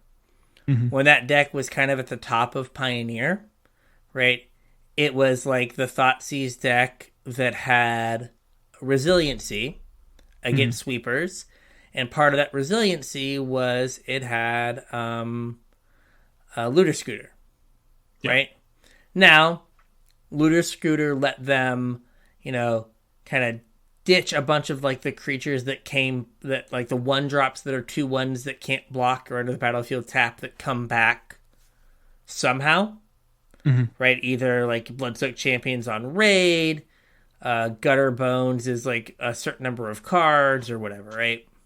Gutter Bones was Spectacle, wasn't it? Was it Spectacle? Then there's the other one that is a number of cards, right? Dread Wanderer. Yeah. Yeah. Right? Well, they all have 2 power. They all crew this thing. So, right, if your curve is one of your Infinite Savannah Lions, you attack for 2, you play this, and then you're like, crew it, attack, sack my Savannah Lion because I'm going to get it back. And then, play a Fatal Push. Yeah.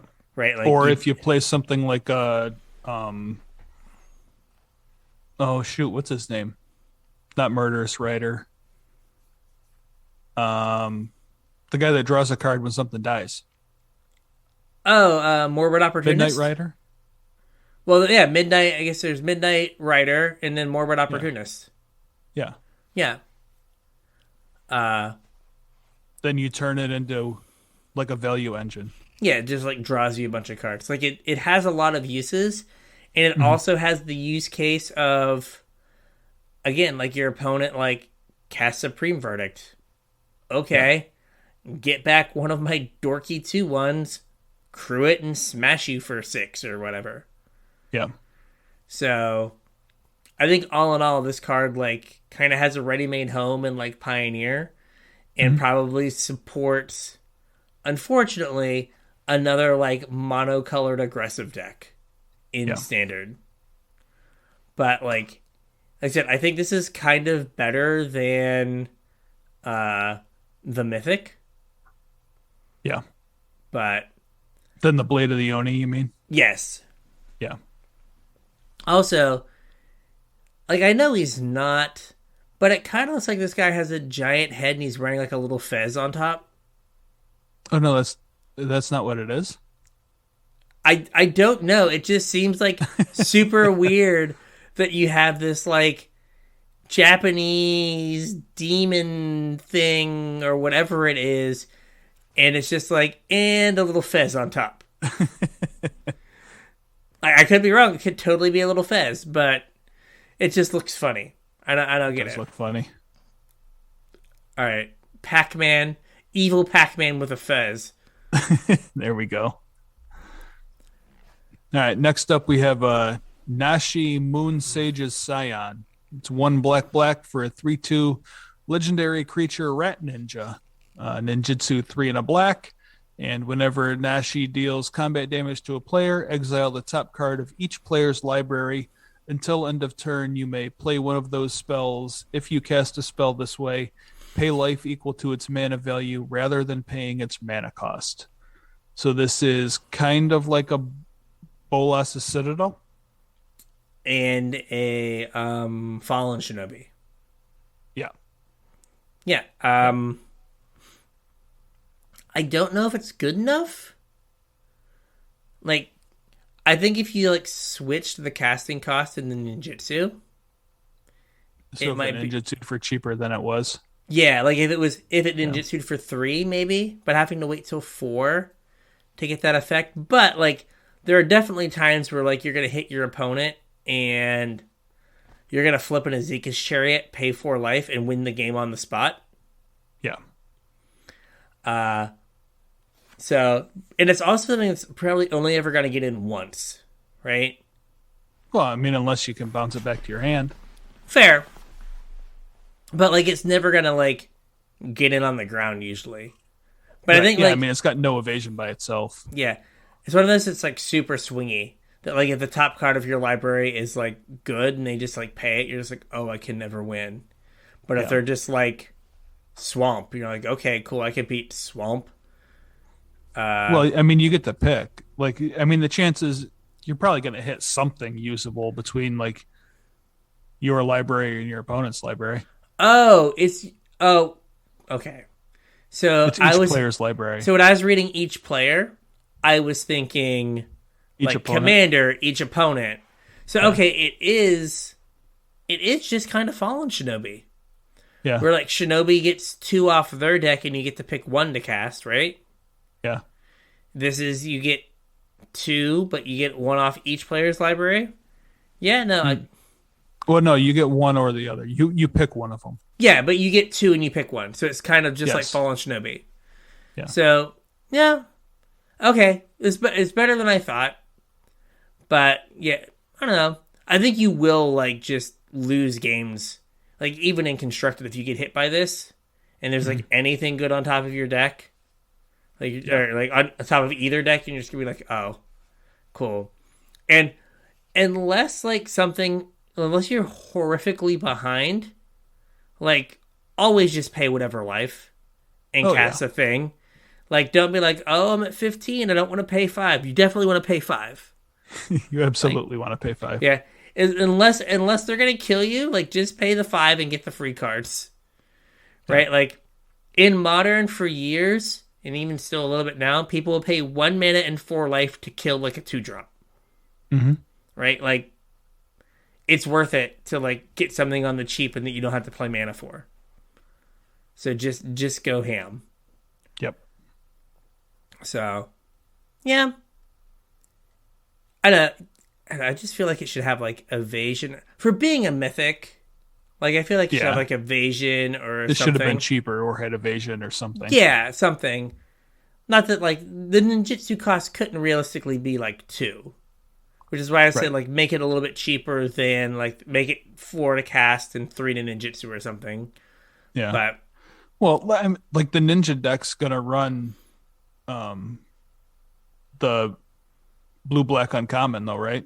yeah, true. Which would make it cheaper. Yeah, that could maybe fix that problem. Like, put that guy in on 2, and then you get to put this one on 3, and, like, you're living the dream.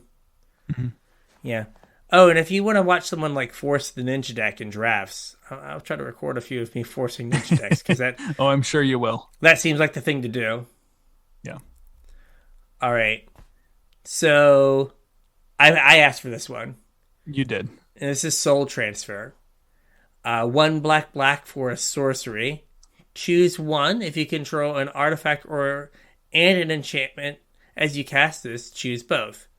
Exile target creature or planeswalker. Return target creature or planeswalker from your graveyard to your hand.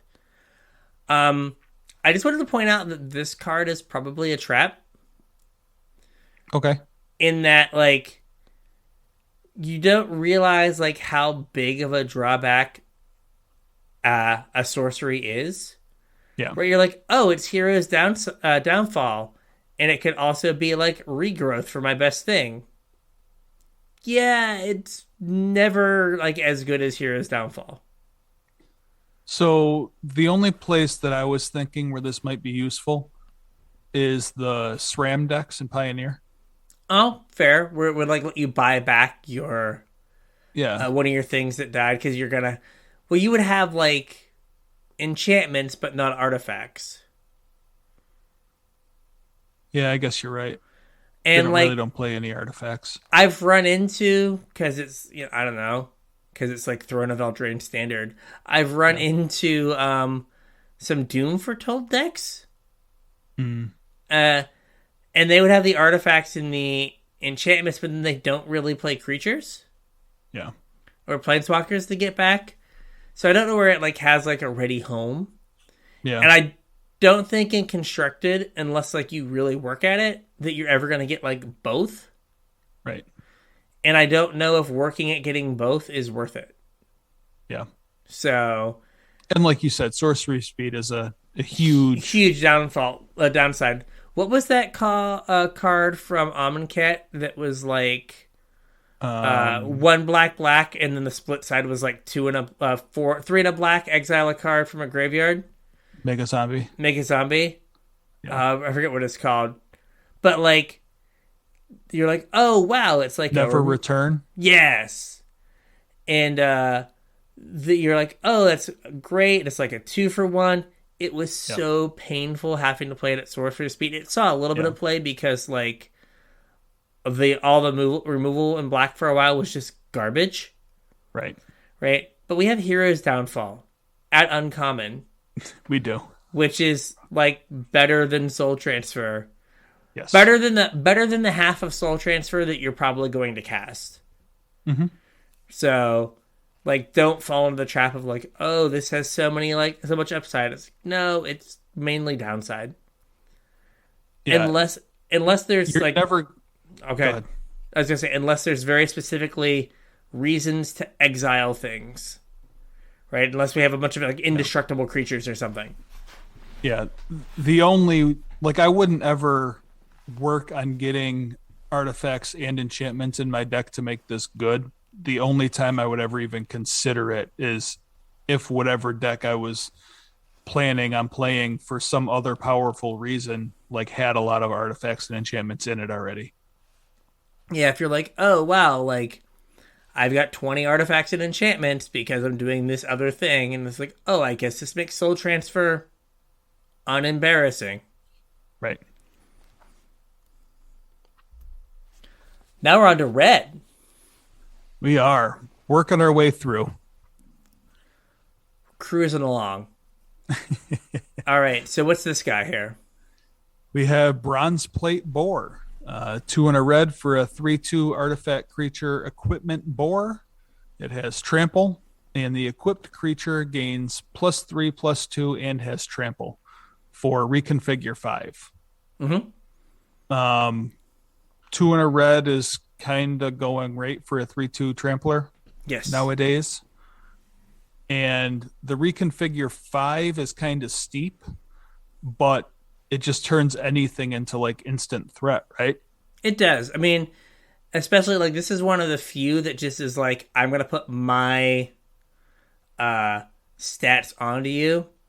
Yeah. So this is a reasonable, if not not impressive, aggro creature, right? It's not embarrassing if you play this on turn 3. But then on turn 5 it turns stupid goblin tokens you have into actually beaters. Right. And again, if you play in your Mechanaut, right, it's getting cheaper. If there are other artifact synergies you can take advantage of, this just being an artifact might matter as well. Yep. I think it's pretty solid. It is. All right. Dragon Spark Reactors. My voice cracks going through puberty at 42. Hey, we've been going for an hour now, so. Okay. Whenever Dragon Spark Reactor or another artifact enters the battlefield under your control, put a charge counter on Dragon Spark Reactor. And then 4, sack Dragon Spark Reactor. It deals damage equal to the number of charge counters on it to target player, and that meant damage to up to 1 target creature. So it's kind of the the artifact Shrine of Burning Rage. Mm-hmm. The Shrine of Burning Rage only costs 2 to activate. Yeah. But this also picks off a creature. Shrine of Burning Rage, I don't know, 90% of the time just went dome. Mm-hmm. Right? This gets to do both. Right. It's okay. So you're more apt to get it to 4 or 5 and kill a creature and deal 5 to your opponent, where Shrine of Burning Rage, if it, 5, 6, 7, you're okay, now I just go dome. Yeah. Right. I think it's important to note that a lot of the creatures in red in this set are artifacts. A lot, yeah. So this can probably be one of those things where you just set it and forget it. Oh yeah, and this is just your 2-drop, and then you play a normal game of Magic, and then on turn 7, you kill them because you've cast enough spells. Or, you kill their creature, you deal them enough damage, and then you're okay, attack. Yeah, right. You get them dead that way. Yeah, no, I think it's one of those things that if it's in your deck, and you've made your deck so this is good, it's going to just be amazing. And limited, and in standard, maybe in constructed, this is a way to what was that deck I played a long time, whatever the Teamer creation deck. Oh yeah. You just like play this, and you're just like artifact, artifact, artifact, artifact, artifact. Yeah. I guess you're dead now. Cool. Yep. Thank you for participating. It's a little harder to get to 4 mana than it was to get to 2 for Thassa's Oracle. But, right, like, again, or like some like KCI style like eggs deck where you're just like, I'm going to cast just a bunch of artifacts. Mm-hmm. Or, things that make artifact tokens. So again, like Blood Fountains, like here's 2 artifacts, it's 2 counters. Mm-hmm.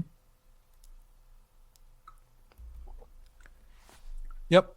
All right, so what's this guy do? Experimental Synthesizer. It's a single red mana for an artifact. When it enters a battlefield or leaves the battlefield, you exile the top card of your library. Until end of turn, you may play that card. And you can pay 2 and a red, sacrifice Experimental Synthesizer, create a 2/2 white samurai creature token with vigilance. Activate only as a sorcery. So we've mentioned a couple times just eggs, and this is kind of just an egg. It's an artifact that basically draws a card when it enters a battlefield, and basically draws a card when it leaves the battlefield. So just a cheap thing to up your artifact count, like for the last card we talked about, the Dragon Spark Reactor. I don't know, seems all right. It's common. Being common, it also is going to let you, right, if you have like 2 or 3 of these, right, you probably get to start cutting lands from your limited deck. Right, you like play this on 2 to try to hit your land drop. That's true. Hadn't thought about that. Right, and then when you get to 3 mana, right, you pay 3 and you try to hit your 4th land drop with it. Yep. Right, so, and like you got to get the pick. Like early in the game, it can be just like hit my land drops. And then if you flood out, it's like, okay, get a blocker plus maybe hit like a 4-drop for my, because I have 7 lands in play now or something. Yeah. It's also like randomly makes a samurai for the red-white archetype. So it's important to keep in mind. Yeah. So it's not just like an artifact card. It can also be kind of a samurai card or like a tokening card as well. Yep. All right.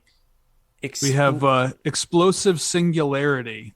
This is one that I added to the list. 8 red for a sorcery. This is the mythic red sorcery that's overcosted and never sees play. As an additional cost to cast this spell, you may tap any number of untapped creatures you control. This spell costs 1 less to cast for each creature tapped this way, and it deals 10 damage to any target. So this is a 10 damage fireball with Convoke. That's a lot of damage. It is. It's also like a lot of mana. It's it's not though if you're convoking. Yeah. I don't know. Like Stoke the Flames was a $5 uncommon. Yeah. And saw play everywhere. But I realize this is more mana, but this also just like ends the game. Yeah, I mean, Stoke's things though, like it had Goblin Rabble Master like pumping out tokens. It had Jeskai Ascendancy, letting you untap those tokens. So it had other things around it that made it good. Yeah.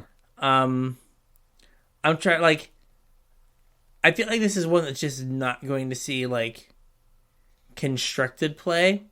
Because, like, if you're an aggressive deck that's trying to use this to end the game, right, wouldn't you rather attack with your creatures? Like, aren't they going to get in more damage than, like, tapping 5 of them to make this cost 5 mana? I mean, maybe, maybe not. Depends how gummed up the ground got. Yeah. We'll have to see, because I don't think this will do a whole lot. But I could just get pounded like over and over again for 10, and I'd be like, oh, like I see you, Red Field of the Dead, and I'll be like, okay, I was wrong. Red Field of the Dead wins, but well, I mean, I'm not saying it's the next coming of Field of the Dead, but I can certainly see this ending games. Yeah, well, it's just more that I was like, Field of the Dead, 7 lands, different names. Psh. And you were like, no, Crack Zombies is good. Crack Zombies is very good. I mean, I certainly don't think this is as good as Field of the Dead, but yeah, like it seems like there's enough random things that make like tokens. Yeah. And like, I mean, what about your decayed zombies? Oh yeah, Like those just guys are randomly around. having zombies kicking around. Like, I don't know. Anything that reduces costs, I like to look twice at. Fair. And this is a lot of damage to put on a Convoke spell. Yeah, I guess I hadn't thought of it as like Convoke, but it is, which is weird. Yeah. Yeah. All right, we have Kami's Flare. Yep. So 3 damage to 1 in the red, 3 damage to target creature or planeswalker. Kami's Flare also deals 2 damage to that permanent's controller if you control a modified creature. Yeah. This is kind of an insane removal spell, right? For red at common. Oh yeah, this is the best red common in the set for limited for sure. Yeah. Yeah, no, this is very good. Like, so it has modified text on it, but it doesn't matter. Right. Like, no, I mean, the modified text is just a bonus. You would play this anyway. Yes, 100%. Like, I don't know if like the 2 damage to that permanent's controller, like, doesn't matter a ton in constructed, right? To the point that you're not going to do anything to make that work in constructed. But if you're playing red white heroic, and you're just going to have random modified creatures, right? And you want like, 2 more removals, 2 more like 3 damage removal spells in your deck, like post sideboard. You could maybe go with this among like other options, right? Or again, like our friends in the Pauper community, right? Like this seems nutty for like the heroic deck that might be kicking around there. Just like, oh hey, so I mean, they also just have lightning bolt, so they do, but like they only have like 4 of them in their deck. They might want another removal spell. They might want something else that can kill a creature. But no, this card is like, I don't know if it's first pickable based on like the power level of a lot of the uncommons in the set. Yeah. But like if you had a bad pack and you had to first pick this, you'd be perfectly happy. Oh yeah. And like if you ended up, I could envision many packs where this was my first pick. Yeah. That just had like an unplayable rare or whatever. And it wouldn't force you into being modified. Like I said, like you could end up in blue-red artifacts and be perfectly happy with this card. Yeah. I think this guy is super sweet too. Okay. This is Reinforced Ronin. Red mana for a 2/2 artifact creature human samurai. Has haste, and the beginning of your end step, return Reinforced Ronin to its owner's hand. And then it also has channel for 1 in a red. You basically cycle it. This card's awesome. I remember when we did the set review for Zendikar, I was hyped about the Guide Beast, Wayward Guide Beast or whatever. Yep. And that card was just bad. This is way better than Wayward Guide Beast. Now there is randomly in Wayward Guide Beast defense, there is a random like 12 mountain Wayward Guide Beast deck. Yeah. Yeah. Ugh. So Reinforced Ronin is Zurgo Bellstriker. But it's an artifact. It's an artifact, and instead of the dash cost being 2, the dash cost is 1. Yeah. Right. And so when it stops being relevant, instead of casting it and using it to chump block, you can trade it in for a card that matters. Right. What we have the dragon, whatever was it, dragon engine or whatever the dragon thing was. Yeah. Right. Like here you go. You want to get a bunch of counters on your thing. Here's an artifact for you to cast every single turn. This also triggers the Oni Forge. Oh, because it leaves the battlefield. And the Forge doesn't say like dies or whatever, it leaves the battlefield. So it just makes a 1/1. Yep. Yeah. All like neat little synergies. That like, and like this doesn't even have to attack in order for you to return it to your hand. It just does it. Yeah. You just play it and like so turn 1 you bring the beats. Yep. Turn 2 you beat down, and then like turn 3 you can just be like, I'm gonna get 2 triggers off of this entering or leaving the battlefield. Play it. Get my 2 triggers. Probably gonna draft every one of these I see. All right, you have to let me know how that goes. Okay. I don't know if I'm that like the thing I worry about in limited is like going like 1-drop and then not being able to play like a 2-drop. You know what I mean? I mean, why not? Why can't you play a 2-drop? Well, like because you played your 1-drop, but then it's like back in your hand. So like you didn't play a 1-drop, but I guess you just at that point you cycle it like it's shock. Or you wait until you draw one of your artifact payoffs, and then you start playing it and bouncing it. True. And he has 3 arms, which is pretty cool. Yeah, and one of them's huge and has a lava sword. Yes. And there's a town burning because he cut it down with his lava sword. I mean, obviously. That's what you do with a lava sword. You cut down buildings. No, I think this card is neat. I don't know how, I guess I don't know if you could have like 3 in your deck. You know what I mean? Like then it gets awkward.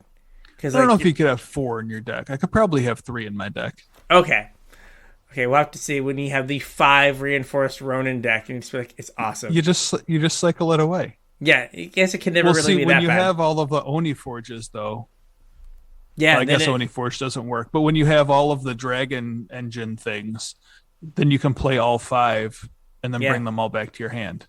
Yeah, and you just are like, your turn 5 is just put 10 power on the board and pick it back up. Yeah. You, my friend, are currently on a 2-turn clock. Yes. All right. We have, what is this guy? Thundering Raiju. Okay. 2 red for a 3/3 spirit with haste. Whenever Thundering Raiju attacks, put a +1/+1 counter on target creature you control. Then Thundering Raiju deals X damage to each opponent, where X is the number of modified creatures you control other than Thundering Raiju. Okay. So this is a 4-mana 4/4 haste that shoots your opponent for 1 the turn it comes out. No. Yeah. No, it's... other than Thundering Raiju. Yeah. So it's a 4-mana 4/4 haste when it comes out. Yeah. And I mean, it can be a 4-mana 3/3 haste that shoots your opponent for 1. Yeah. Because, like, you get 4/4 worth of stats, regardless, as long as it gets to attack. So, like, if you have, you know, a 3-drop, you're just like, okay, put the counter on my 3-drop, you take 1. Hopefully your 3-drop gets in now because it's bigger. Mm-hmm. Yeah. Initially, I was like, it's a 4-mana 3/3. Like, what is this? Like, 1996? But... well, like Immerstorm Predator was a 4-mana 3/3. Kinda. And then it was like a 5/5 indestructible, like, a turn and a half later. No, I think that this is interesting. Like, it has like a... I guess it doesn't really have I want to say Glorybringer, but that's the wrong one. What is our current dragon that's busted? Goldspan. Like it kind of doesn't even really have a Goldspan dragon because I guess it can get bigger than Goldspan. Mm-hmm. So I don't know. It's interesting. I initially thought like this card isn't good, but the more I think about it, like it kind of lines up fine. Yeah. And like if you just randomly have some modified creatures. Mm-hmm. Well, right, I mean, this thing modifies your creatures too. If you just randomly have creatures, like it snowballs. Yeah. Like, I was thinking more like you just want to make sure that you have, like ways to make sure you get the ping. But like, what's it called? Showdown of the Scalds? Right? Mm-hmm. If you're like red white and you like turn 4, you play Showdown. And then turn 5, you play this, put a counter on one of your creatures, attack. Yeah. put a counter on it. Now you have a 4/4 that pinged for 1. Your other creature is bigger, and then like next turn you go ham. Mm-hmm. So, no, it could be interesting. Like I'm trying to think. Like, I guess it also like being 3 toughness, like Dragonfire and like Pyre, Cathartic Pyre and stuff. Like you do run into like some of the removal. I know dies to removal. Yeah, dies to removal is not a reasonable argument for why a card may or may not be good, but like 3 toughness is a pretty like common breakpoint for like, oh no, bad things. You just gotta to cast it and then hit the attack all button really quick, so your really opponent fast doesn't have a chance to kill it. Just really get in there. Yeah. So they can like call the judge at their house and go like, it didn't give me time to declare stuff. Or like me get mad because it didn't let you like use your treasures to counter something. Then you realize that your opponent had a card out, and you're like, "Oh yeah, my bad." Or you mistook your treasures for clues. Yeah, or food. Yeah, totally done that too. Yeah. All right, we're on to green now. We're doing it. We are. There's not very many green cards that I thought were worth talking about in this set, which is weird. Just kind of a nice surprise, nice treat. Welcome change. Yes. Yeah. We have Generous Visitor. It's a green for a 1/1 spirit, and whenever you cast an enchantment spell, put a +1/+1 counter on target creature. Yeah, any creature, not just itself. Yeah, it's pretty cool. Yeah, it's got So, what was Cataxian Champion? Mm-hmm. Right, like it drew a card when you cast a spell or when you cast an enchantment. But this does the put a +1/+1 counter thing for 2 less mana. Yeah, like that was kind of the problem with Cataxian Champion was like turn 3 was kind of an important turn that you had to take off to just set up for your turn 4. And this thing, like, you're not taking a tempo loss to do it. Right, and I mean, not that the blue-white enchantment deck really needs Generous Visitor, but like we have definitely seen that you can just play a game plan where you just protect your thing, not so much that it has like hexproof. Right, where you can just be like, okay, Karametra's Blessing or Stupid Dog, and like protect your thing and just like go all in on it. So this is another thing that you can kind of go all in on, but it doesn't draw you cards, which is kind of a downfall in like Historic. But we don't. I don't know if we. Okay. Like the other thing that's kind of cool is normally when we get this effect, it's go tall. Mm-hmm. And this guy spreads the love. Yeah. So unfortunately, like it's on cast. So like if you play the dog, right, the counter has to go on your Generous Visitor. Right. But like that seems like, that's fine. A reasonable limited or like the bones of like a constructed deck, because usually like your enchantments are enchantments, but there's enough enchantment creatures in this set that this could just be like, oh, you're getting kind of like incidental value from just like casting creatures.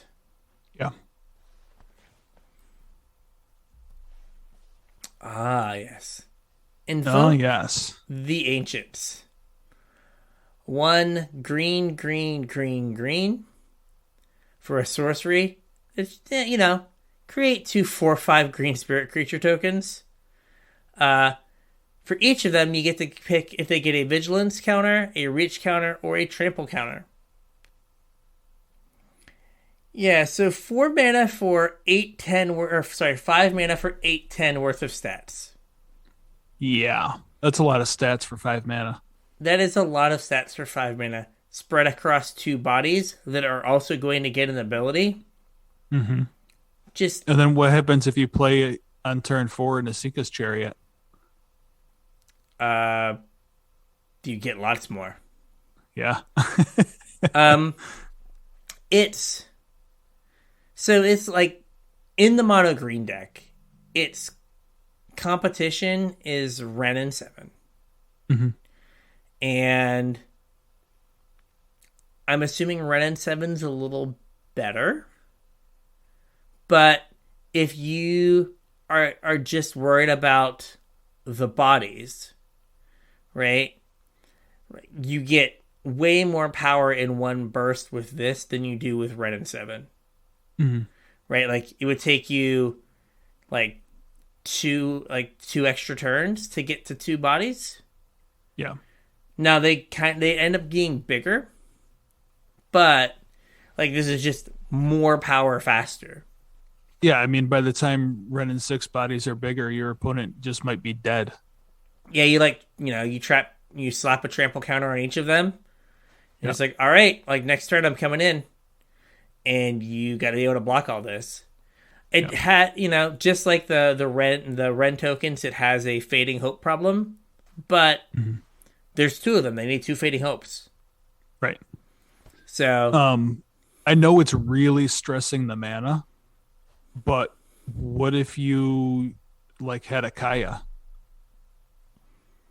Oh, you just make multiple tokens? 5 mana for 4/4/5s? Well, that seems good. I was thinking, what about the they play it's like a one of the thing that doubles all your powers and toughnesses or whatever. Yeah. Like, okay, cool, I want to play this, and then I'm just gonna have 16 power. Yeah. Yeah, like this is good enough that it's probably gonna see play in the mono green deck. Because that deck's not got any worse. Yeah. A faceless Haven notwithstanding, the deck's not got really any worse. Right. And this is just like, okay, fine. And again, like, it's an instant rebuild. Mm-hmm. Right? Like, they sweep you on 4. You're like, okay, fine, here's 2 4/5s. Do you have another sweeper? Because one removal spell is not getting the job done. All right. Kami of... what is this? Transients? Transients. Okay, that's what I thought. Okay. There's some wild art on this thing. It is. It's like half tree, half fox. Something, yeah. Yeah. It's a 2 mana 2/2 spirit with trample. And whenever you cast an enchantment spell, you put a +1/+1 counter on it. So, that's pretty typical payoff for an enchantment style deck. Yep. And then it has, at the beginning of each end step, if an enchantment was put into your graveyard from the battlefield this turn, you may return Kami of Transients from your graveyard to your hand. So kind of like you were saying before about how like you want to protect your threats, this kind of has protection built into it. Yeah. Like if you put an aura on this thing, like we have all of the runes still in standard, enter the battlefield, give a buff, draw a card. This thing will just come back to your hand after it dies. And for 2 mana, like it's not a huge tempo hit to have to rebuild it. Yeah. So I thought it was interesting. It's cool that they're putting all these enchantment pieces in here, and I hope Enchantress can get some love. In standard. Or, I don't know, we can, not make it so Enchantress is just stupid 9 lives. Which I'm also guilty of being like, 9 lives, and then playing against it, I'm like, I'm just going to have to sit here for 20 minutes. Like, kill me. Kill me with this stupid Kami. Let's go. Yeah. Let's not make me just sit here for an hour. The Ninja Turtle.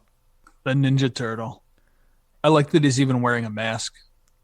Yeah, and, like, he's kind of got a sword, and his hat's blue. Like, this is, like, vaguely Leonardo. So Capitec Wrecker is a 1 and a green for a 1/3 with ninjutsu 1 and a green. I like how he didn't get reminder text on what ninjutsu meant. Text box was too full. Yeah. Capitec Wrecker enters the battlefield with a death touch counter on it. Whenever it deals combat damage to a player, you may remove a death touch counter from it. If you do, exile target artifact or enchantment that player controls. So it's all right. I don't know that it's better than like Rex Sage. No, like I don't think so. Right? It's like you have to be able to attack to get it in, or like ninjutsu it in. But like in limited, like attack, they're like, okay, no blocks, and you're just like, cool. Ninjutsu this in, kill your like Greater Tanuki. Yeah. Cool. Now I'm stuck with like a 1/3, but like Not just kill it, exile it. yeah, like go away. Yeah. Like that just seems perfect. Mm-hmm. Right. So like again, like if they attack and you have like an enchantment creature, you got to be like, do I need to block this because they might have Capitec Wrecker and just like annihilate me? So that is a thing to consider. Yep. I mean, even if this thing just tags like a bronze plate boar. Yeah, like that's. I think I'm fine with that. Yeah, that's fine. Grease Fang. Okiba boss? I think it's Okiba, but sure. Okiba. Again, Hooked on Phonics didn't go to West Virginia. Come on now. So this is 1 black-white for a rat pilot. This is a legendary creature. It's a 4/3, which is wild stats for an Orzhov creature. Right? Just wild. And at the beginning of combat on your turn, return target vehicle card from your graveyard to the battlefield. It gains haste. Return it to its owner's hand at the beginning of your next end step. 7/7 trample haste artifact creature. Mm-hmm. And it crews it. Seems solid. This card is templated in a way that is really cool because this happens in that weird mythical like beginning of combat land before attackers are declared. So this triggers, it brings something in, then this thing can crew that and still attack with it. Yeah. I mean, in older formats, again, Skyship Sovereign, obligatory. Yep. Honk. Yeah, can, like, deals 3 to something, gets crewed, attacks, and deals 3 to something else. Right. Right, that's, you just got annihilated, you have no board at that point. I don't know how we're getting into the graveyard early, but we'll figure something out. Yeah, figure something out. You got, I'm telling you, it's going to be Esper vehicles this time around because you got Faithful Mending. And you also can play the Mobilizer bot or whatever. Yeah, to also crew your your 7/7. Yeah, no, if Looter Scooter wasn't banned in all formats, that would also do the job. Now. Yeah, it would be now. I mean, and even like if you're playing some sort of like aggressive black-white deck, these stats are just ridiculous. Yeah, they really are. Like, it has no drawback. It's not like Scrap Heap Scrounger that's like, I'm a 2-mana 3/2, can't block. Like, no, it just does it's just a regular creature that is way too big for its colors. There's one more thing I want to point out about this card, and that's that typically when we get this effect on a card, I don't know, call it Sun Titan effect or whatever, normally there has to be a condition that's met in order for the thing to happen. Either it has to attack, meaning it has to get into combat, or it has to die, or something has to happen before the effect will trigger. This just happens every time you go to combat. And you're incentivized for it not to go to combat. It's got 4 power, so it's big enough to crew just about anything that you bring back with it. And then it's safe. Like, you're using it to crew the vehicle's going into combat. This thing's safe to do it all over again next turn. And with your Faithful Mending for Esper vehicles, right? Turn 2, Mending, pitch the giant vehicle. Turn 3, this, get it back, 7 you. Turn 4, flashback Faithful Mending, pitch the giant vehicle. There you go. Do it again. So Faithful Mending gives you 2 bites at giant vehicle. Mm-hmm. And again, like, the mech or any other, like, big-ish vehicle in older formats also works. Right? I mean, in historic, Mardu vehicles, like, you have Faithfuls looting. Right. Right? So that could also work.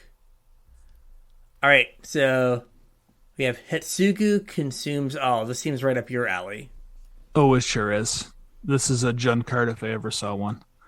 1 black-red for a saga. Chapter 1 is destroy each non-land permanent with mana value 1 or less. Chapter 2 is exile all graveyards. Chapter 3 is transform it, exile it, return it to the battlefield transformed. And then on the back side, it's a 3/3 trampler enchantment creature. And whenever it deals damage anywhere, just whenever it deals damage, put a +1/+1 counter on it. And then whenever Vessel of the All-Consuming deals damage to a player, if it has dealt 10 or more damage to that player this turn, they lose the game.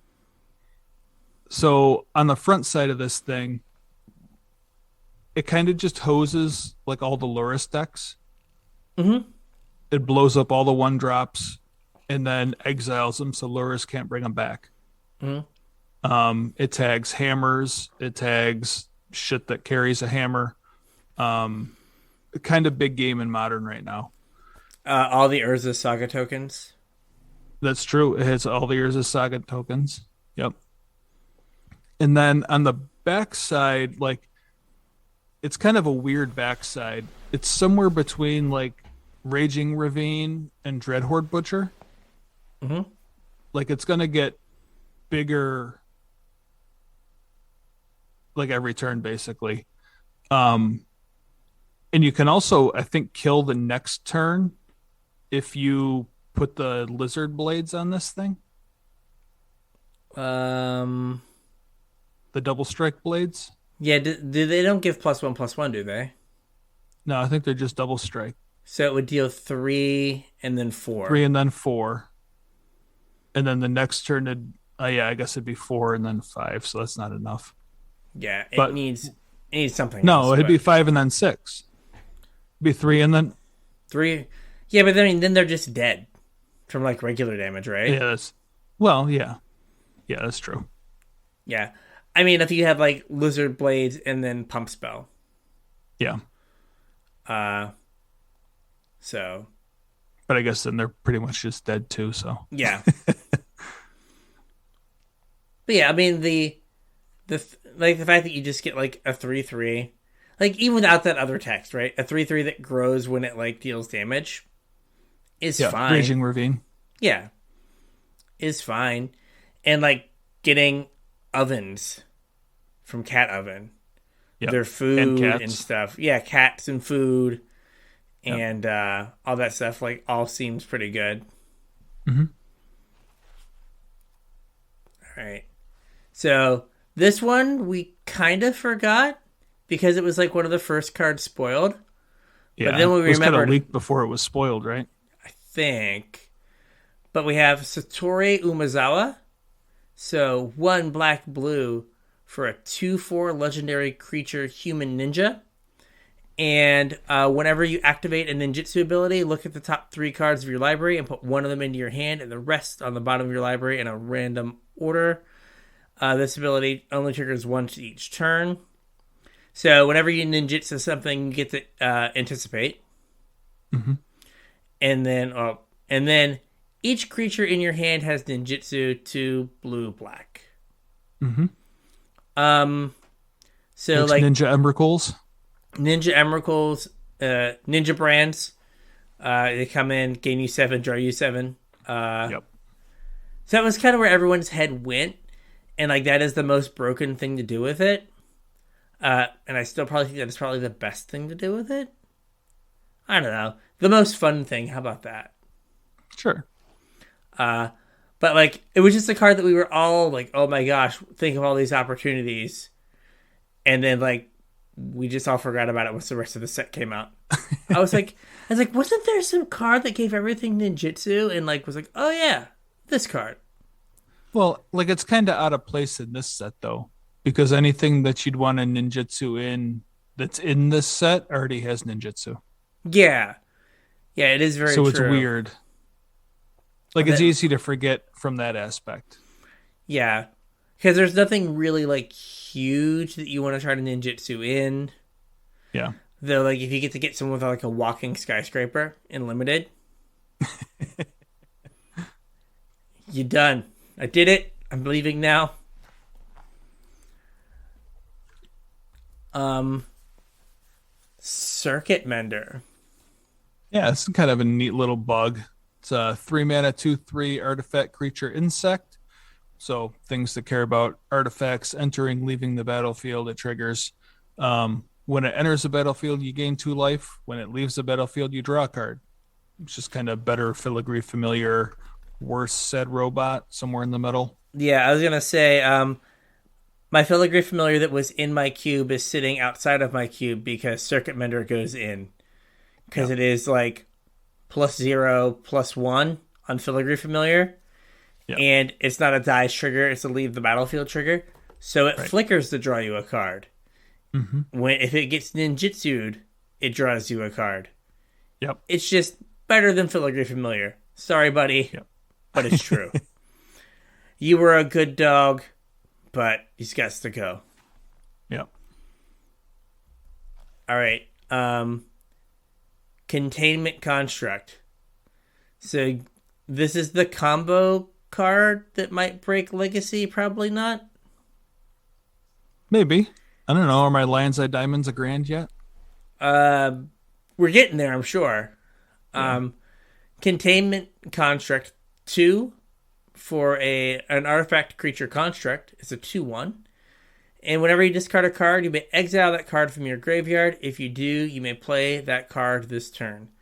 So it kind of gives Madness in a weird way, right? So Madness exiles the card on the way to the graveyard, so it never hits the graveyard. Right. Containment Construct, it has to hit the graveyard and then leave. Mm-hmm. But all of your cards effectively have Madness for their casting cost. Mm-hmm. So if you get a Containment Construct and then some obscure Darksteel block enchantment that lets you like look for artifacts with converted mana cost 1 or 0, you can like go infinite. Oh, you also have to have an Elixir of Immortality. There you go. No problem. Easy. Sign me up. But it's like every like loop, you are up like 6 mana and 5 life, and you can like gain infinite life and infinite mana, and then win somehow. Who cares? Somehow. Well, I think it was Walking Ballista was the somehow. Sure. I mean, eventually you're going to find it, right? Yeah, eventually you'll just draw it out of your deck. Yeah. I doubt it's good enough, but it's one of those things that like is just like kind of sitting around, and it's just weird. There's really really weird. There's not anything that really discards in this limited environment. Yeah. Right, so it's not here for limited. Right. Right, I mean, unless you like have this and channel. Oh, yeah. And it says you may play it, so like your channel lands, you can channel and then play. Fair. Okay. I forgot that like channel reads so much like a spell. I forgot it's like discard. Okay. Never mind. It is here for limited. But yeah, this is one that like more than likely is not busted in Legacy. But like it's gonna be one of those that, like there will be a deck kicking around for a few weeks that people are gonna work on. And then realize... I mean, I can almost guarantee you that I'm going to buy a whole bunch of foils of this. Yeah. Just in case. Weird card, unique effect. Exactly. Yep. If it's not broken now, it might be broken in 2 years. Yeah. All right. We got a land to talk about. This is Mech Hanger. Yeah. Taps for a colorless, or it taps for a mana of any color. Spend this mana only to cast a pilot or a vehicle spell. So it mana fixes your Esper Vehicles deck. The interesting part, though, is you can pay 3 and tap it to crew a vehicle. Want to crew a Parhelion? 4 mana. Yeah, 4 mana. You want to crew your whatever Consulate Dreadnought? Consulate Dreadnought. 4 mana. 4 mana. Right. Like, I think the like hidden upside of this is if you are a vehicles deck, right? The way that they control your vehicles is they just kill all your creatures. right? And if there's a sweeper, like, and you don't have a creature in hand, you just, like, are drawing cards that don't do anything. If you have 4 of these in your mana base, then you just have, like, 4 mana, I have a threat. Like, it's, like, the biggest man land. Yeah, you're sweeper proof. Yeah, you're sweeper proof. Like, you're, right? And then if you have the uncommon land that, what's it called? Not the uncommon vehicle that makes a pilot when it attacks. Right now, you're back in business. So this just seems like a way that if you are a vehicles deck, to ensure that you don't get into a situation where you just have a bunch of vehicles and nothing to do with them. Yep. Mirror box? Yeah. I've heard a lot of people talking about this card. I think mainly for Commander. I don't know what you're trying to do with this card. It parallels an expensive card. I don't remember what the name of the other card is, but it's 3 mana for an artifact. It says the legend rule doesn't apply to permanents you control. Each legendary creature you control gets +1/+1. And each non-token creature you control gets +1/+1 for each other creature you control with the same name as that creature. Yeah, it's Mirror Gallery. Okay, that's the one that's like the legend rule doesn't apply or whatever. Yes, it's just 5 mana. The legend rule does not apply to permanents you control. Which is super weird that, like, we have a Magic card that's just referencing the rules. Right. Right? In quotation marks of the legend rule. So I think it's here because 1, you said Mirror Gallery is expensive. Yeah. 2, Mirror Gallery costs 5. So yeah, this is way better than Mirror Gallery, but like, I don't think Mirror Gallery is good. Yeah. Like, what are you trying to do with Mirror Gallery? I think you're right. This is just like a Commander, like, clones deck. Right? Where, like, you can just clone a bunch of legends. Yeah, I don't know. Like, I don't think this is even though it's weird and unique, I don't know that this is a spec because I don't really understand how there can be that much demand behind it. Like, I can only think of a handful of decks that would want this, and even then, like, they can only play 1. The like Sisay legendary creature deck probably wants this. Like you said, the clone decks probably want this. And then the, like, Relentless Rats, Persistent Petitioners, Shadowborn Apostles, Seven Dwarves, I guess. Yeah. Decks might want this, but I don't know. I mean, I don't think the card's very good. And Mirror Gallery is not even that expensive. Like, oh, no? It's $32. I mean, it's not cheap, but in the realm of, like, random Kamigawa cards that see play in Commander, it's cheap. So, right, like, the clone is like $100 or something. Yeah. So, yeah. It's weird, but it's not, like, playable weird. Yeah. If that makes any sense. Yeah. I guess if you're the Mirror Gallery deck, you're going to also buy a Mirror box and play them both. Because apparently that effect must really matter to you. Yeah. I don't know. I don't get it. Nor you guys can let us know that we're wrong, though. Tell us why we're wrong. All right. We've got Reckoner Bankbuster. Yeah, this thing's interesting. 2 mana for a 4/4 vehicle. It enters a battlefield with 3 charge counters on it. You can pay 2, tap it, remove a charge counter from Reckoner Bankbuster to draw a card. Then, if there are no charge counters on it, make a treasure token, a 1/1 pilot token with this creature cruise vehicles as though its power were 2 greater. Mm-hmm. So this is kind of like a Maze Mind Tome, mm-hmm. where it's a little bit of like card advantage over a couple turns, and then it like turns into a sticky threat that can crew itself. I mean, it's always a sticky threat, though. Well, yeah. Right? So, like, it... Well, right, but like this is unique in the fact that it's like self-perpetuating. Like you could play this in place of Base Mind Tome in your control deck, and then instead of sacrificing it, you get a threat. Yeah, like, you get a way to end the game that drew you 3 cards. That was my thoughts. But, like, just as, like, a vehicle, right, it can just be, like, you know, on turn 3, start beating down with my 4/4. And that's fine, right? It's, right, again, going back to, it's not as good as, oh gosh, Heart of Kirin. But again, it's Heart of Kirin stats at, on the ground.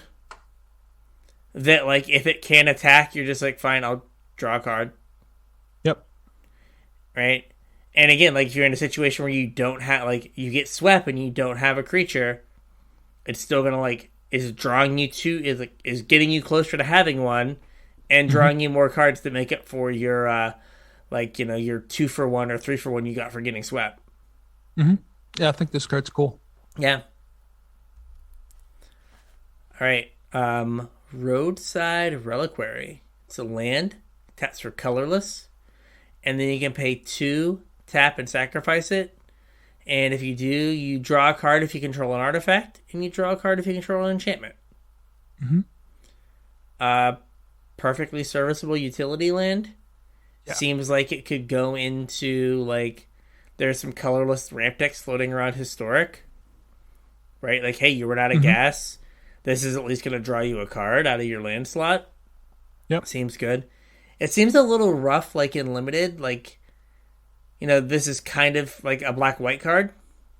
Right. But, like, it tapping for colorless. If the rest of your mana is not good enough, it could just, like, screw you out of casting your spells. That's true. But, you know, a land that draws you 2 cards is pretty good. Yeah, right? for like, 2 mana. Well, yeah, like 3 mana, I guess. Yeah. It's a divination. Yeah. But if, you know, again, if you're just doing this and you're going to instantly have this, I mean, again, think about, oh gosh, the Doom Foretold decks, right? Yeah. They're going to have artifacts and enchantments in them. That's just what they do. And they're like, oh, I don't have my Doom Foretold. Okay, fine.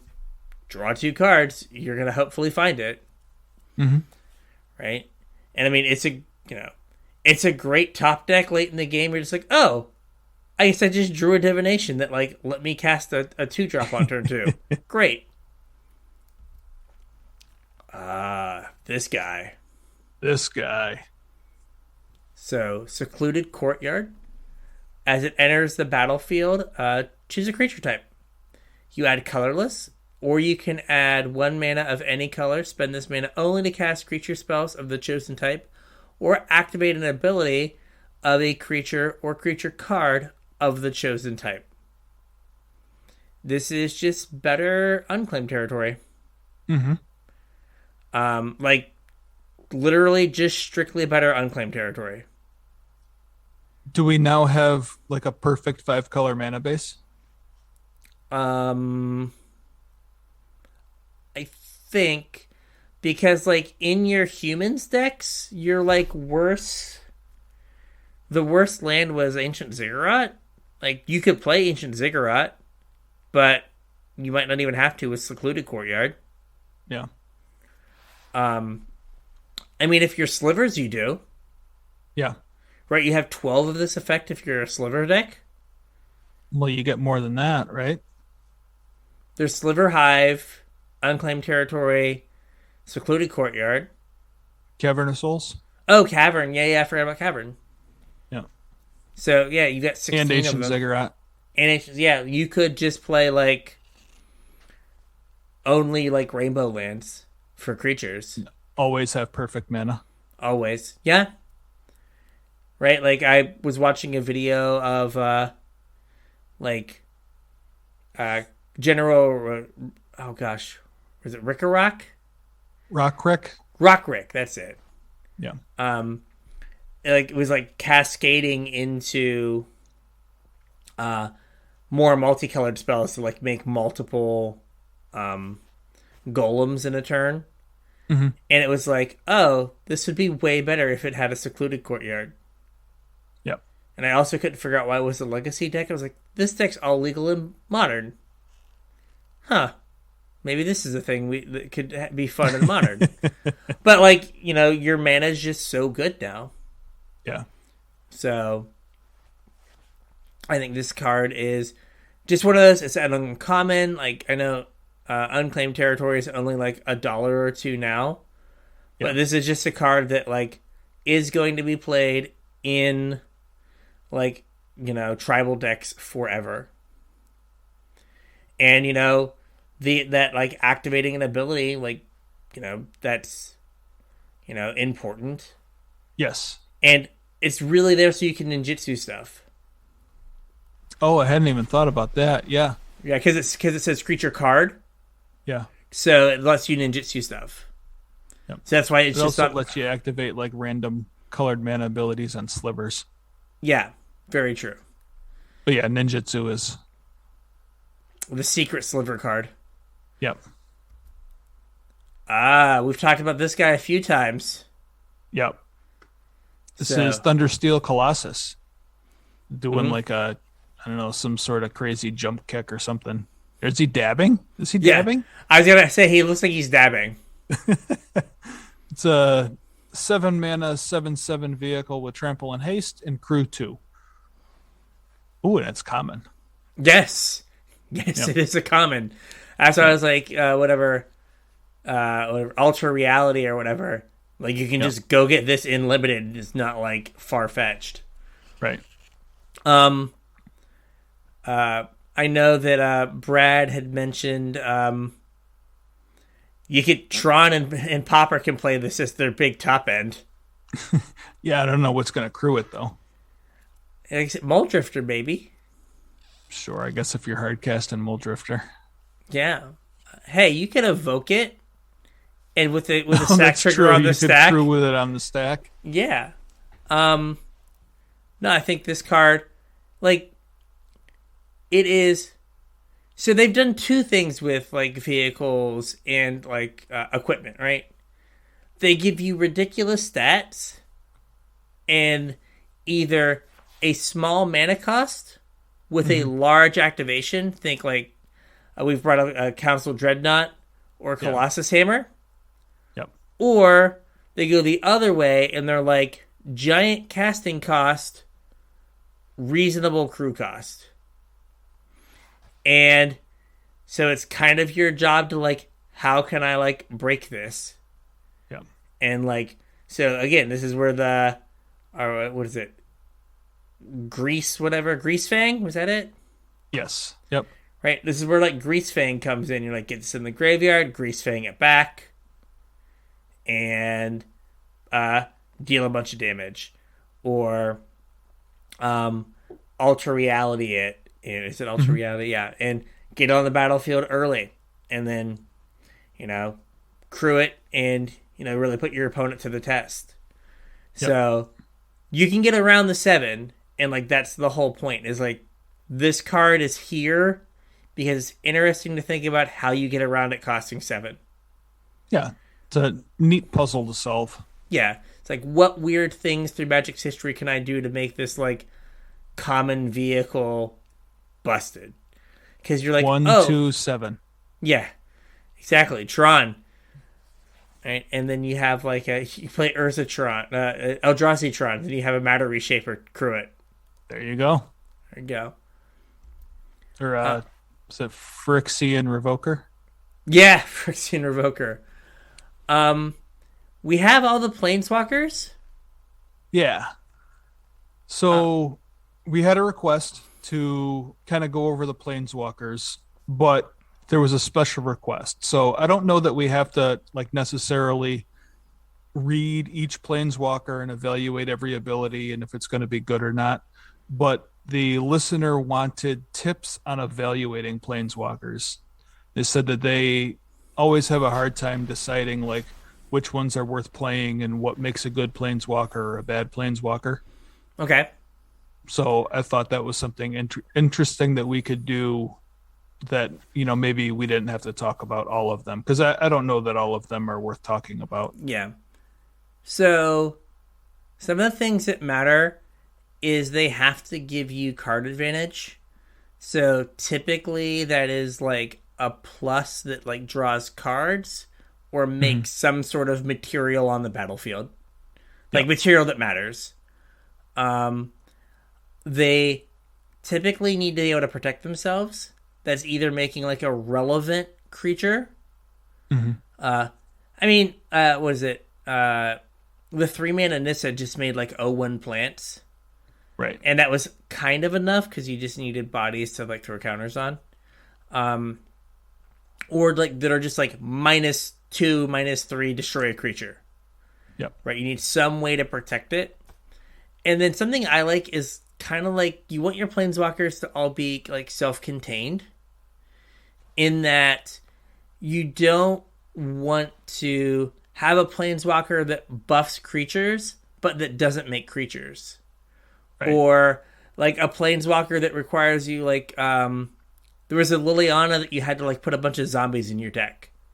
And if the zombies are good, then Liliana's good. If the zombies are bad, Liliana's not good because she's reliant on that card type. Yeah. Right? So it's much better if you just have a planeswalker that is just rawly good on its own. Yeah. And like you said, it's important to have something that you're looking for it to accrue value over time, whether that's drawing cards or putting cardboard onto the battlefield in the form of tokens, or even like taking cards away from your opponent. Like that's still card advantage. But something where you can accrue value over time, and you want something that protects itself in some way, either through removing your opponent's creatures or providing blockers to protect itself so it continue to tick up, or like something along those lines. Like I know for a while the blue planeswalkers were like shrinking things as a form to like protect themselves. That works. Any of the black planeswalkers that like kill a thing work. Any of Gideon ally of Zendikar like made blockers forever. Yeah. It's basically all he did was make blockers every turn. I mean, if you look at like the planeswalkers in this set, like Tameo Completed Sage, she taps a target artifact or creature and it doesn't untap. Yep. So that's how she is protecting herself. She can take the biggest threat off the board, right?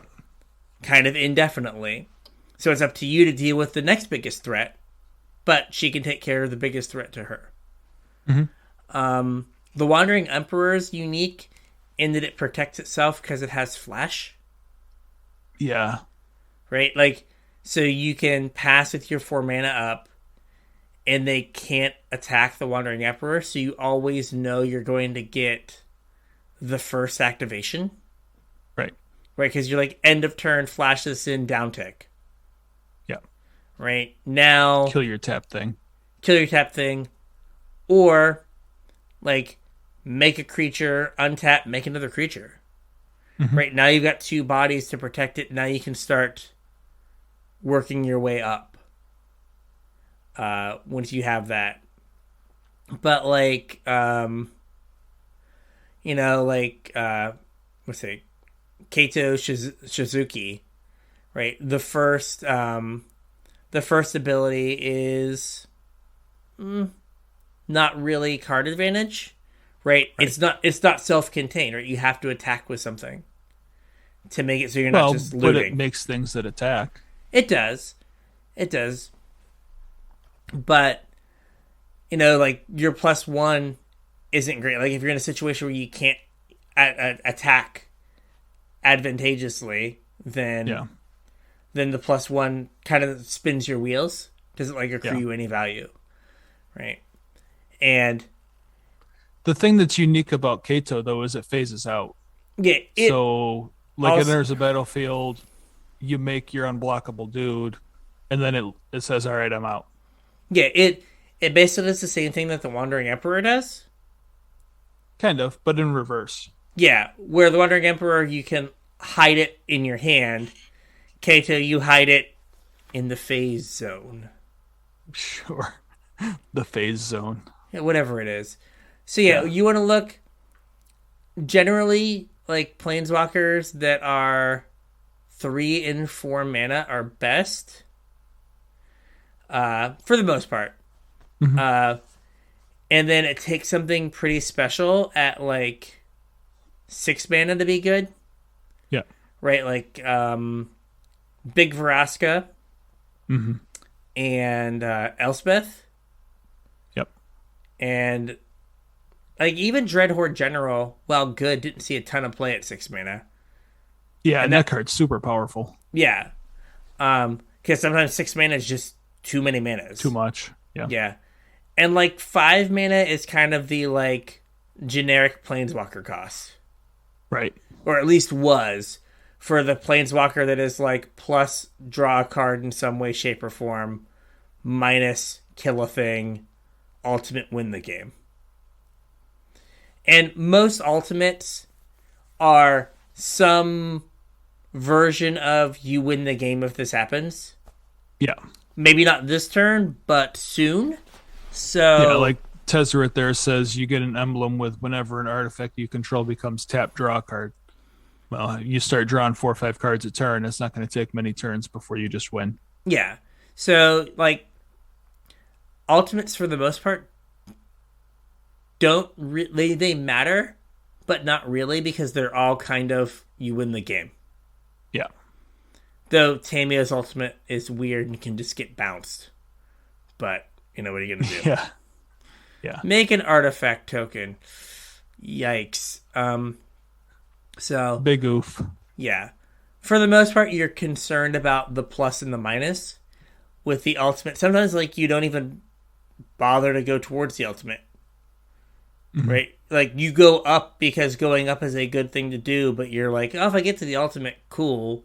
But this is going to draw me 5 cards, and that's what really matters. Yep. It's going to draw me 5 cards and save me like 8 life. Cool. Yep. So, is there anything else about Planeswalkers that we should talk about?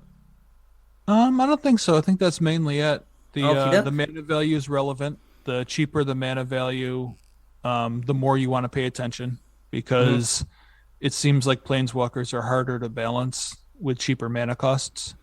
So anything that's like 2-3 mana, you want to have a second look at first. And then, no, I think we covered everything. You want something to protect itself. You want something to gain some advantage. I guess the one other thing that you want to look at is some of the other sins can be forgiven if the starting loyalty is high enough. Mm-hmm.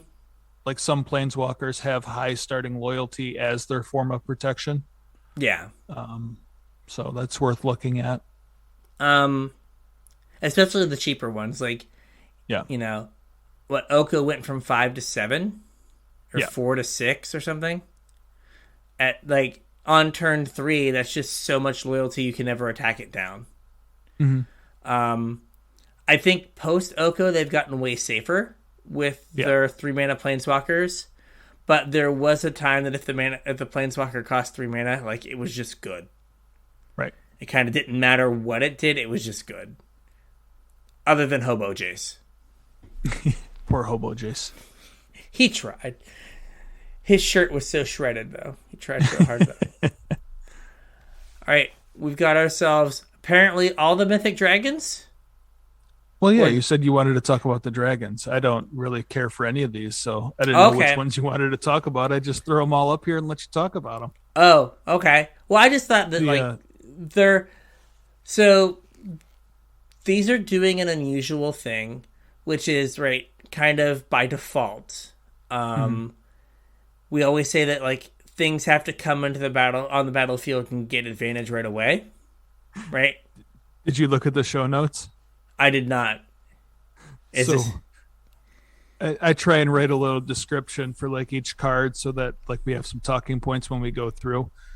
My description for the dragons is I'm not over the moon on any of these. Normally, I want my 5-mana Mythic Dragon to stay in play and not die. Fair, but the reason that it's always super important that your Mythic Dragon comes into play and like immediately gives you value is because if it dies and it didn't give you value, you're super far behind. Right? So if your Mythic Dragon stays on the battlefield, you're winning the game. Right? If your Mythic Dragon dies, you get paid and you're not super far behind. Yep. Now, none of these are like super, like the death effects are kind of wildly varied. You have like, what is the green one? It's like, oh, I'm a 4/4 flyer, and if I die, I make a 5/5 ground creature. Yeah. Somehow that's better. Right?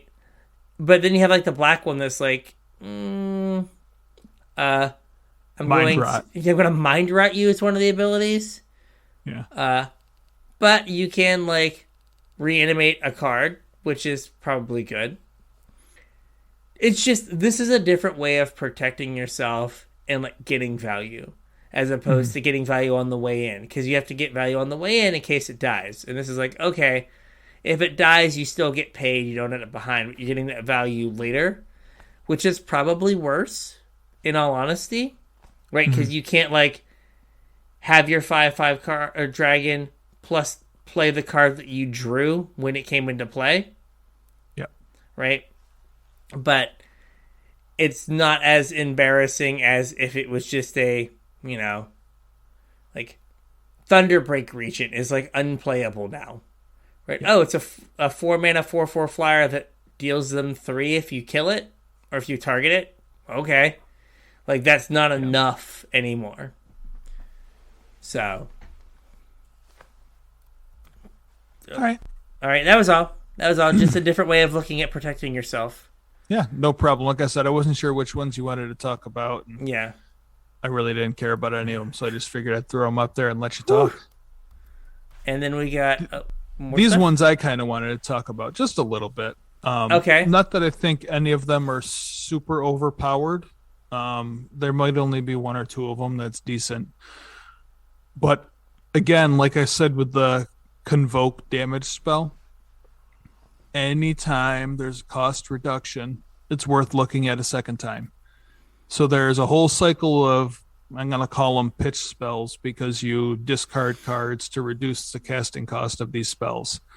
The white one exiles an artifact creature enchantment with CMC X or less. It's X and a white, and you can exile a white card from your hand to reduce X by 2. It's an instant. It's kind of comparable to Prismatic Ending, but it always costs 1 more mana. Yeah, yep. But could be a card from your hand instead. So I think that's relevant, especially like in formats where Prismatic Ending's not legal. Like Historic or Pioneer or whatever. Especially in like a white weenie style deck, that's probably where you're the only place where you're going to have a bunch of white cards in your hand. And like if you've got to pitch kind of a mediocre white weenie card to deal with a threat that's not letting you attack through, like that's a trade that you'd want to make, I think. I mean, there's also people have started playing Squadron Hawk. Yeah. As a way to like get card advantage and get cards to pitch to Solitude or things like that. So, right, just cheap ways to fill your hands with like general garbage that you can then use to like enable your really powerful cards. Yeah, and actually you could do that in Historic too with is it Legion Conquistador? Is kind of just Squadron Hawk. Yeah. So that's interesting. Again, cost reduction. I thought it was worth talking about. Yeah. The March of Swirling Mist is the blue one. I don't know if this one's good or not. It's X and a blue for an instant. Again, it has the pitch a card to make it cost 2 less, and it's up to X target creatures phase out. Blue decks really aren't set up to do the kind of attacking that would benefit from this. And then if you're not using it to like get your board through, it's kind of just fog, but a really bad fog. Yeah. Or like, the blue equivalent, a really bad sleep. Yeah. Yeah. So I'm not 100% sure that like what this card's doing or that it's good or not. I think it's probably not good, but the black one is March of Wretched Sorrow. X and a black for an instant. It has the same pitch clause, and it deals X damage to target creature or planeswalker, and you gain X life. So this one can be like a huge swing where you kill their biggest thing and gain life. Like it instantly stabilizes you. You kill their biggest threat and, gain a bunch of life. It's obviously you're going down on cards a little bit, but yeah, it's kind of like Battle at the Bridge. And like Battle at the Bridge only kind of saw fringe play. Yeah, but like that asked you to play like a ton of artifacts. Yeah, well, it didn't have, it had improvise, right? Yeah. But like without if you cut the improvised text off of it and you cut the pitch spell off, like what these cards do is like the same thing. And like Battle at the Bridge saw like some sideboard play. Not a ton. Well, I mean, Battle of the Bridge didn't hit planeswalkers, though. True. I was gonna say this could be better, but like that's kind of the baseline, and we've seen that card not too long ago. No, Kaladesh is like 5 years ago now, but not too long ago. So it's one of those things that, like in Standard, it just has a weird, like you're always. Like, a lot of times you're down on mana based on how big the creatures are. Yeah. So. The green one I don't think is good at all. No. So I'm not even going to bother talking about that one. But the red one's kind of interesting. It's exile the top X cards of your library, and you can play 2 of those cards until the end of your next turn. Mm-hmm. Might be if you, run out of gas in your mono red deck or whatever, like, it could be a good way to dig for some more gas. I mean, now, it's light up the stage. Oh, go ahead. It's full price light up the stage. That's true. Yeah, it's full price light up the stage. And like instant speed full price light up the stage, so you can like end of your turn do that, and then have access to those spells the next turn. Yeah. So yeah. What I thought was kind of cool about this cycle, like I said, not all of them are super good, and I don't think any of them are like really good. I think, a couple of them have some uses, but I kind of like the way they were designed, because what we've seen from pitch spells in the past is that they're just free. Mm-hmm. And these ones aren't. Like, I think you're actively incentivized to kind of split the X cost between actual mana and pitching a card. Like most of these, I think you just pitch one card. Probably. And then, fill in the X with whatever other mana you have laying around. I think March of Reckless Joy is probably the best about that. The red one, just because, right, you have this and a land in your hand, and you're just like, red, pitch my land, get 2 cards. Oh, it's got to be a red card. Oh, it's a red card. Oh, man. Yeah, it's got to be a card of that color. Oh, okay, so that's worse. Yeah, it's not just any card. Okay. Ignore me, listeners, as you hadn't been doing that already. Sorry, I should have done a better job reading the cards. No, that's fine. No, I should have remembered. But, so that's a little bit worse, because you have to actually get rid of a spell. Yeah. Oh, man. What's his name? Painter Servant. Your whole hand is that color. That's true. There you go. We did it. Yeah, I mean, I could see, a copy of that in Painter. It'd be weird, but yeah, it's just like, hey, all these lands are bad. I guess I have my March of Reckless Joy. Also, Go find your grindstone. Yeah, March of the Swirling Mist. Like, we went again. I keep going. We went years. We decided that phasing was a bad mechanic. Yeah. And now they just keep throwing it on like one card in like every set or every other set. Yeah. Right? Like there's the Teferi. There's the one white flash spirit. Yep. There's what was the spectral adversary. They just like randomly throw it on like a card in every set. It's like they're just like trying to slowly reintroduce us to this like trash mechanic before they're just like, here's some Afraits that phase out. All right. Yeah. Here's some Afraits that phase out. But why? We're reprinting Rainbow Afraid. Let's go. No, let's not go. Flip a coin. Flip a coin. Let's do this. It's Frenetic Afraid is the flip a coin guy. I thought there was an Afraid that phased out for coin flips. That's Frenetic Afraid, I do believe. Oh, okay. Yeah. Rainbow Afraid is like blue to phase out. It's like 3/1. Yeah. But yeah, it's just like why?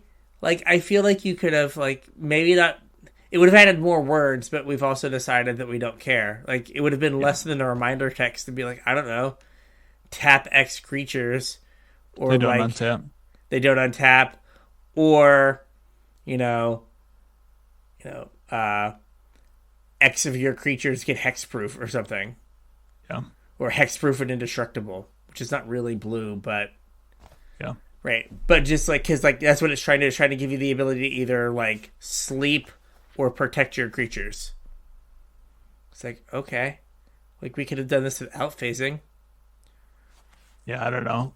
Like I said, blue's not really a color that wants to do either of those things. Yeah. Like it's not looking to Alpha Strike, and it's not looking to like Fog. Yeah, and if you're playing like a blue tempo deck that is trying to like eke out damage, you don't want to throw away a bunch of cards. Right. Because like your whole it's tempo-y. Yeah, your whole gig was like just having enough cards to win the game. Mm-hmm. So, all right.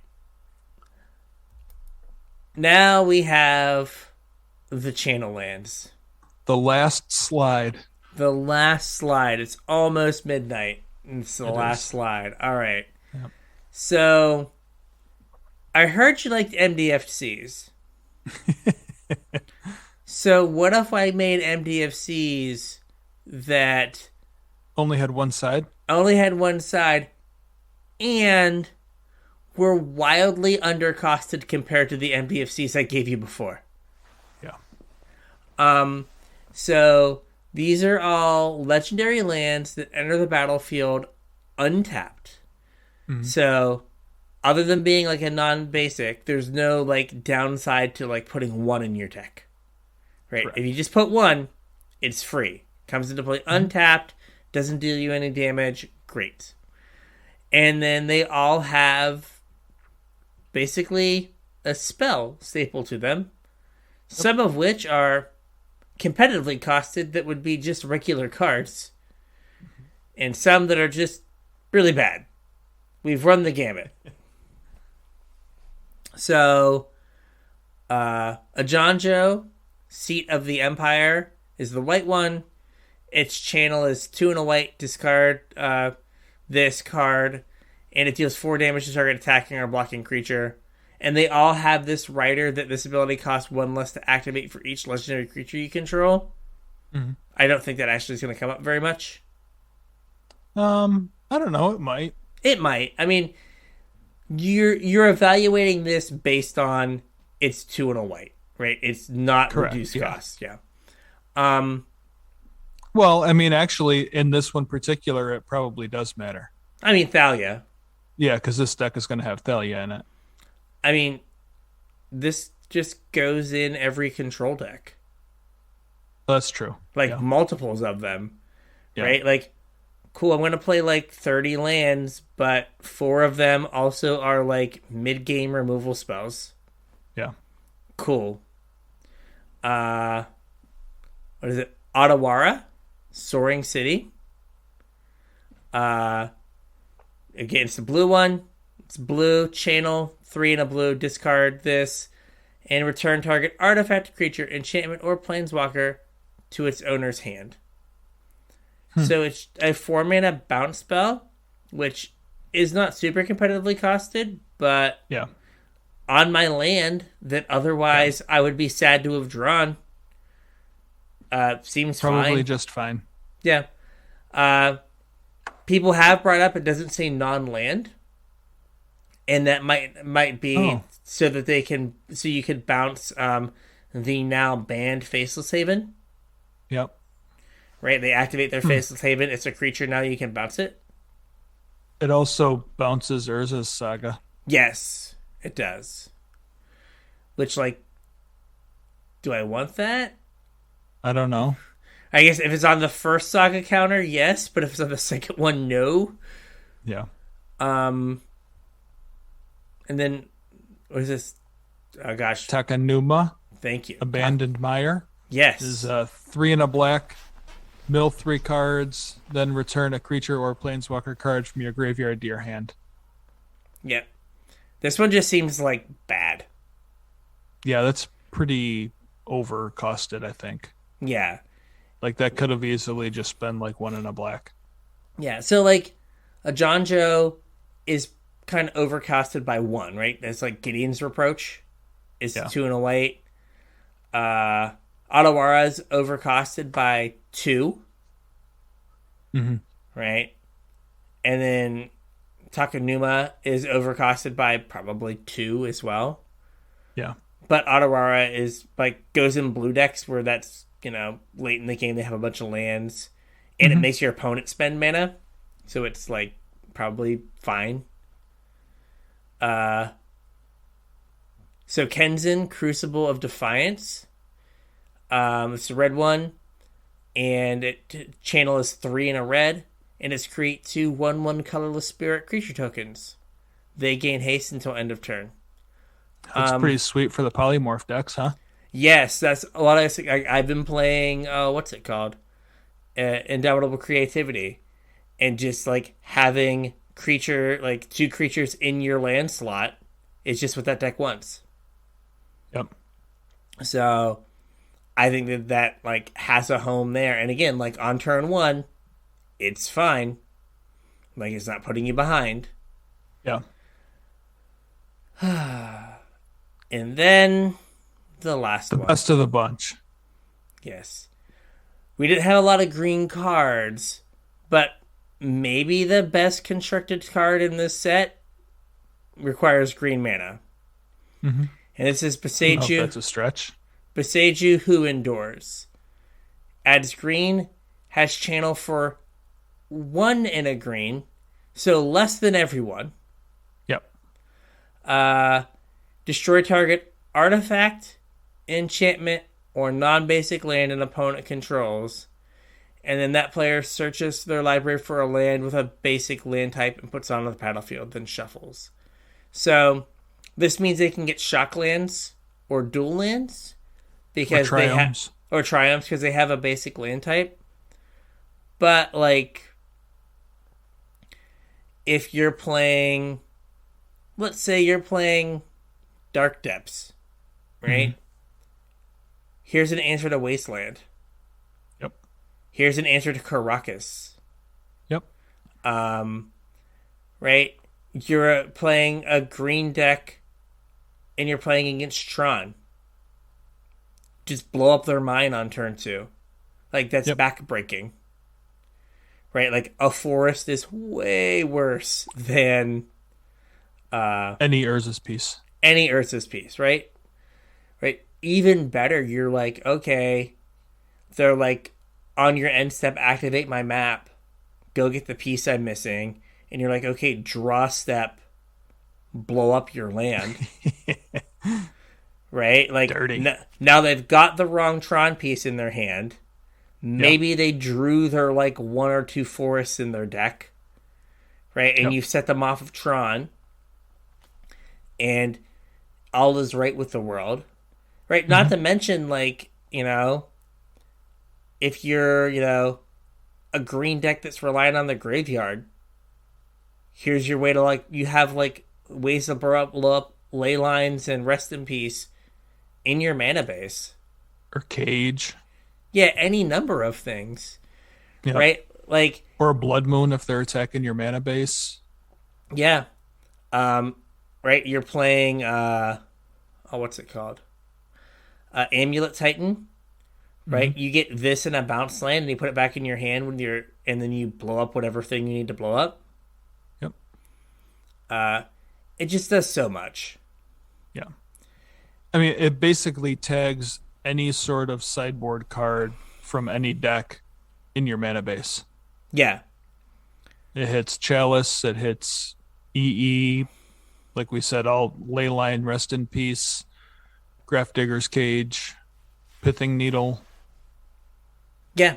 And I mean, in this set, it's also Path to Exile. Right? Like, oh, hey, cool enchantment creature. I guess I'll pay 2 mana and kill it, and you get you get a land. Okay. Right? Like, that's fine. You paid 6 mana for that creature. Kill it. Yep. For 2. It's just a wild card. Also, it's uncounterable. Yes. They can stifle it, but it's uncounterable. So Crazy. It's just crazy card. Yeah, and I mean, again, like, it can just be in your main deck. Right? Like, you get Chalice, no, that's fine. I have an answer in my main deck. Yep. Right? Your opponent, like, lives the dream, and they're like, turn 1 Chalice, or like, turn 1 Trinisphere you, and you're like, okay, cool. Right? This costs 2 with a Trinisphere. Right. You're not casting it. Yeah, so I've seen someone shared an article from Dom Harvey where it was basically like, this is going to warp every format around it. Like, just going through what decks would play it. And I've seen other people tweeting like, hey, this card's not as good as you think in your Renin 7 deck, or Renin 6 deck. I don't know, man. I don't know, that seems pretty good in a Renin 6 deck. Yeah, at some point, like, the 2 mana Ghost Quarter that you recur every turn runs them out of lands. Especially if you're doing it alongside Ghost Quarters and Field of Ruins. And yeah, like, they just eventually run out of things to get. Yeah.